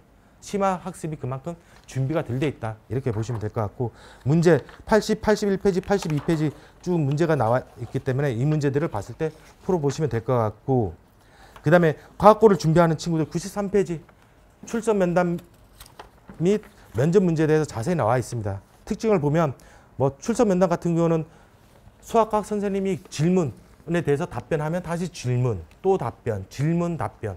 그만큼 봤을 때 깊이 있는 사고 능력을 묻고자 하는 과정이 있었다. 이렇게 보시면 될 것 같고 94페이지, 95페이지는 소집 면접에서의 문제. 아마 중학교 과정을 나간 친구들 한번 이 문제를 봤을 때 내가 이 문제를 과연 풀 수 있을 거냐 못 풀 것이냐 이런 부분에 대해서 체크해 보시기 바랍니다. 98페이지. 이제 봤을 때 특목 자사고 외고 국제고 자사고는 1단계 내신, 2단계 면접인데 1단계 내신 합격선에 말씀드리면 외고, 대일 외고, 대원 외고 160점 만점 중에 160점이 평균입니다. 즉 뭐냐면 B가 없었다는 얘기입니다. 그 다음에 명덕, 이화, 한영, 서울 외고를 놓고 보면 160점 중에 158점 또는 159점이라는 얘기입니다. 한 학기라도 영어를 봤을 때 A 받으면 40점, B를 받으면 36점, 4점 간점입니다. 즉 B를 받은 친구들이 거의 없다는 얘기겠죠. 그래서 제가 봤을 때 올해를 강조하는 이유가 여기 있다 이렇게 보시면 될 것 같고 학교자 평균이 다 160점이기 때문에 동점자 사정까지 준비하라는 것도 여기 있다 이렇게 보시면 될 것 같고 수도권 외고 체크해 보시고 지방권 외고 체크해 보십시오. 국제고 체크 다 봤을 때 내가 가고 싶은 학교들은 거의 160점에 가까운 걸 볼 수가 있고 내가 조금은 봤을 때 이 학교를 갈까 말까 고민스러운 학교들은 160점이 아니라 조금 봤을 때 그보다 낮은 B가 있어도 가는 학교들이 있긴 있습니다. 그런데 이제 그럴 경우에 이 학교를 갔을 때 과연 봤을 때 내가 전국 평균 외고 실적만큼을 낼 수 있느냐 못 낼 수 있느냐 이 부분에 대해서는 고민을 해봐야 된다 이렇게 보시면 될 것 같습니다.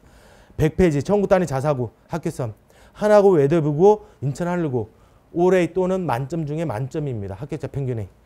그러니까 국영수사가 전국 단위 자사고 지원하려고 하는 친구들은 국영수사가 봤을 때 2학년 1학기, 2학년 2학기, 3학년 1학기, 3학년 2학기 올해를 다 받도록 해야 됩니다. 그래서 3학년 2학기 내신도 특별하게 신경 써야 되는 거고 전 과목 정말로 봤을 때 안타깝게 실수를 한 친구들이 있습니다. 봤을 때 이제 3학년 2학기 예를 들어서 뭐 B를 받았다 1개. 뭐 국영수 사가면 치명적이겠지만 기술 과정이다. 그러면 봤을 때는 쓸 수 있는 부분도 분명히 있다. 이렇게 보시면 될 것 같고 지역 자사고 체크해 보십시오. 그 다음에 101페이지. 자, 1단계 내신을 통과하면 면접을 보게 됩니다. 면접 과연 어떻게 나올 거냐. 별도 준비가 필요하냐 안 필요하냐 이렇게 놓고 보시면 서울권 내고 대부분 보면 읽어보시면 아시겠지만 자기소개서 토대 면접을 진행하고 있습니다. 그래서 사전에 봤을 때 뭐 이거에 대해서 많은 준비가 있기보다는 자기소개서를 철저하게 쓰고 그 대해서 실제 면접 보기 전에 한 봤을 때는 뭐 일주일 전에 한 연습을 몇 번 한다든지 이렇게 하면 크게 문제는 없지 않을까 이렇게 생각되어집니다. 실제로 대입에서도 서류 기반 면접을 준비하는 친구들은 면접을 미리 준비하지는 않습니다. 대부분 학교적 1단계 통과되고 난 다음에 면접을 일주일 앞두고 한 몇 번 연습하고 가는 형태다 이렇게 보시면 될 것 같고 103페이지 수도권 외고 좀 공통 질문이 나와서 지문 제시형 면접이 아니냐 이렇게 당황스러울 수도 있는데 꼼꼼하게 읽어보시면 당황스러워할 부분은 아닙니다. 여기에서 파악하고자 하는 능력은 뭐냐면 핵심 요지 파악 능력입니다. 그래서 여러분들이 어떤 핵심 이 지문에 지어졌을 때 당황스럽지 않게 꼼꼼하게 읽어보시고 요지가 무엇인지 그리고 본인의 생각 다소 정답이 없는 문제입니다. 본인의 논리력 사고력을 물어보는 거기 때문에 정답이 없다고 너무 위축될 필요가 없다 이렇게 보시면 될 것 같습니다. 105페이지 106페이지 체크해 보십시오. 국제고도 마찬가지로 공통 질문이 나오지만 지문 제시형 면접으로 나오고 있다 이렇게 보시면 됩니다. 그 다음에 108페이지 전국 단위 자사고 하나고 외대부고는 외국 국제고랑 비슷하고요. 상당고 일부 봤을 때 수학 문제처럼 비슷하게 나오지만 뭐 교과 지식이 요하는 문제는 아닙니다. 사고력 문제입니다. 그래서 이런 부분들이 나오니까 요거는 이제 내가 희망하는 학교들 미리 체크해 봐서 준비를 해 볼 필요가 있다 이렇게 보시면 될 것 같고 111페이지 체크해 보십시오. 112페이지 특목 자사고 합격자 사례 특목 자사고를 지원하든 안 하든 일반고를 지원하더라도 한번 자기소개서를 쓸 필요가 있을 것 같습니다. 이거 왜 그러냐면 대입에서 학생부 전형이 봤을 때 사실은 고입에서 자기주도 학습 전형과 동일합니다. 그랬을 때 정말로 우리 아이 자녀분이 학생부를 떼어봤을 때 어떤 핵심적인 내용들이 있는지 그 부분이 많이 필요하다 이렇게 보면 될 것 같고 많은 부모님들이 비교과 하면 양을 생각합니다. 우리 아이가 봤을 때 봉사활동 양이 적어요. 어떻게 해야 될까요? 독서량이 적습니다. 어떻게 해야 될까요? 이렇게 많이 생각하는데 제가 이 부분을 드린 이유는 뭐냐면 핵심 키워드입니다. 학생부에서 어떤 내용들이 과연 의미가 있고 의미가 없는지 그런 부분들에 대해서 저희가 핵심 키워드를 집어넣어 주는데 보면 대부분 학습 태도, 학습 수준 이런 게 이제 나올 수 있는 내용들을 보면 대부분 핵심 키워드라고 보시면 될 것 같고 그 외적인 부분에서는 리더십, 이 친구가 봤을 때 학생 간부를 했냐 안 했냐 이런 부분들이 대다수다 이렇게 보시면 됩니다. 그래서 여러분들의 학생부, 자녀분 학생부를 볼 때 학습 태도에 대해서 핵심 키워드가 뭐냐? 남들이 뭐든 다 들어가는 추상적인 표현이 들어가 있는지 아니면 봤을 때 우리 아이만을 위한 핵심 키워드가 있는지 이런 부분들에 대해서 체크할 필요가 있고 앞으로 봤을 때도 고등학교 들어갔을 때도 이런 부분에 대해서 학생부를 꼼꼼하게 체크할 필요가 있다. 이런 키워드가 들어가도록 많은 노력을 해야 된다 이렇게 보시면 됩니다. 그래서 전반적으로 보면 깊이 있는 공부 이런 부분들에 대해서 깊이 있고 태도가 봤을 때 끈질기게 과제를 지속적으로 하느냐 아니면 내가 봤을 때 휘발성으로 일회성으로 끝났는데 다 한 것처럼 이렇게 포장됐느냐 이런 부분들이 중요하다 이렇게 보시면 됩니다. 115페이지. 자 이제 여름방학 때문에 여러분들이 학생부를 직접 써봐야 됩니다. 그 전에 봤을 때 이해할 게 학생부 항목을 좀 보실 필요가 있습니다. 보면 고입이든 대입이든 학생부 항목은 비슷하고요. 다만 이제 수상 경력, 대입은 수상 경력이 상당히 중요합니다. 특정 과목에서 최상위권이냐 아니냐 이 부분을 판단할 때 교내 수상인데 고입은 봤을 때 수상 경력은 빠집니다. 대신 보면 내신, 교과 학습 발달 사항에서 어떤 교과 내신뿐만 아니라 세부 특기 사항을 볼 수 있다 이렇게 보시면 됩니다. 그래서 이 부분이 교과 학습 발달 사항이 고입에선 중요하다 이렇게 보시면 될 것 같고 내가 이제 뭐 과거를 쓴다 그러면 수학과학을 반영하기 때문에 수학과학만 잘하면 되는 거 아니야? 이렇게 생각할 수도 있는데 사실은 생활기록부는 반영은 안 하지만 전 과목이 들어갑니다. 전 과목이 제출되기 때문에 간접적으로 어떤 판단의 근거가 될 수는 있겠죠. 면접을 볼 때라든지 어떤 이런 부분에 있어서. 그래서 그런 부분에 대해서도 좀 더 신경 써야 되지 않을까 이렇게 보십니다. 116페이지 자기소개서. 자, 자기소개서 대입에서 자기소개서 항목은 크게 세 가지 항목입니다. 세 가지에다가 자율문항 이렇게 나오는데 1번이 학업에 기울인 노력과 학습 경험. 학업입니다. 제일 중요한 게 자기소개서는 학업이다 이렇게 보시면 될 것 같고 2번 의미를 두고 했던 활동 내용. 활동 내용인데 이게 보면 어떤 학습과 관련되면 더 시너지가 나지만 그 학습과 좀 더 동떨어져 있다. 그러면 의미 있는 활동이 좀 더 퇴색될 수밖에 없습니다. 그래서 1번, 2번을 통해서 보려고 하는 것은 학업에 대해서 학습 수준, 그 다음에 학습 태도를 보려고 하는 겁니다. 그 다음에 3번. 3번은 보면 배려, 나눔, 협력, 갈등, 관리. 즉 리더십을 보고자 하는 겁니다. 어떤 친구가 봤을 땐 리더십, 어떤 단체에서 어떤 문제, 서로가 갈등을 어떻게 하는지, 그 다음에 남을 배려하는 게 어떤 건지 이런 부분에 대해서 보려고 하는 겁니다. 특목 자사고도 마찬가지로 보면 옆에 항목을 보면 거의 유사한 형태로 구성되어 있다 이렇게 보시면 됩니다. 그래서 여러분들이 신경 써야 되는 부분들이 1번 제일 중요합니다. 학습 내용. 그 다음에 2번에 대해서는 조금 봤을 때 지원 동기면 학업 계획인데 학업 계획 부분들이 상당히 중요하다 이렇게 보시면 될 것 같고 세 번째 제일 자기소개서를 쓰라고 하면 학생들이 제일 자신 있는 게 사실은 3번입니다. 3번부터 쓰는데 3번은 사실은 중요도가 좀 떨어집니다. 리더십 부분이기 때문에 그리고 봤을 때는 이런 리더십 부분에 대해서 좀 이제 써야 되는 부분이다 이렇게 보시면 될 것 같고 117페이지 과연 쓸 때 우리 아이가 선생님 근데 다 좋은데 자기소개를 어떻게 쓸까 이렇게 많이 고민스러우실 겁니다. 자 이제 서울대가 보면 학생부 종합 전형에 대해서 상당히 디테일하게 자료를 제시해주고 있습니다. 이 부분은 봤을 때 대입뿐만 아니라 고입을 할 때도 상당히 중요하다 이렇게 보시면 됩니다. 제일 중요한 거 학업 능력. 학업 능력은 지적 성취를 어디서 보느냐? 교과 관련 성취 수준. 즉 쉽게 얘기하면 내신입니다. 내신과 세부 특기 사항. 그다음에 교과 학업 관련 교내 수상. 그다음에 세부 능력 및 특기 사항. 세부 능력 및 특기 사항에서 중요한 건 뭐냐? 교과 및 방과 활동 이수 내용입니다. 교과 내용을 보는 겁니다. 교과에서 어떤 내용들이 되는지. 그다음에 창의적 체험 활동. 우리 창의적 체험 활동은 무엇을 할 건지 많이 고민할 건데 중요한 거 학업 관련 동아리 활동, 탐구 활동이라고 돼 있죠. 그러니까 학업과 관련된 내용 부분에 있어서 상당히 의미가 있지만 학업과 좀 동떨어져 있다. 그걸 창의적 체험 활동에서 1번에다 녹여넣는다. 상당히 좀 봤을 때는 난관이 있겠죠. 두 번째, 중요한 건 학업 태도, 학업 관련 교내 수상, 그 다음에 창의적 체험 활동. 지적 호기심이 묻어나와야 됩니다. 동아리 활동, 학내 활동 참여도를 하더라도 우리 아이가 봤을 때 자녀분이 학습 태도가 봤을 때 어느 태도로 보여주느냐. 이 부분이 중요하다고 보시면 되겠죠. 세부 능력 및 특기 사항에서도 중요한 거 학업 능력도 중요하지만 수업 참여도, 태도, 수업에서 봤을 때 수업 시간에 주는지 안 주는지, 그리고 수업을 봤을 때 질문을 많이 하는지 안 하는지, 또 봤을 때 풀이 과정에 대해서 다른 해법을 제시하는지 안 하는지 이런 부분들에 대해서 많이 좀 녹여 들어가 있다 이렇게 보시면 될 것 같고 그 마지막으로 보면 이제 리더십. 리더십은 봤을 때는 뭐 소재입니다. 봉사활동, 동아리 활동 이런 건 소재로 활용될 수 있는 부분이 거고요. 근데 중요하게 나타나야 되는 부분은 이 친구가 봤을 때 리더로서의 소양 이런 부분이 충분히 묻어나야 된다 이렇게 보시면 될 것 같습니다. 다음에 밑에 보시면 학업 능력, 학습 태도, 학업의 소양 이렇게 나눠 있는데 학업 능력을 보여주기 위해서 어떻게 되느냐. 우선 학업 능력이 고르게 나타나고 있다는 걸 보여줘야 됩니다. 서류에서 안 보이면 본인이 봤을 때 자기소개에서 어필을 해줘야 되는 거죠. 그 다음에 깊이 있는 이해를 바탕으로 한 지식을 갖추고 있는지.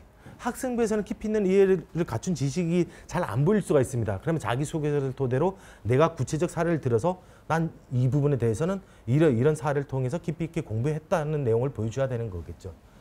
그 다음에 학업태도 지속적이며 적극적으로 하고 있느냐. 중요하죠. 그 다음에 호기심 및 도전적 태도가 나타나고 있느냐. 자기주도적으로 하고 있느냐. 내가 스스로 봤을 때 어려운 문제를 찾아서 공부하고 있느냐 안 찾아서 하고 있느냐. 이런 부분들이 중요하다 이렇게 보시면 될 것 같습니다. 마지막으로 끝으로 이제 간략하게 말씀드리면 자기소개서. 그래도 어렵습니다.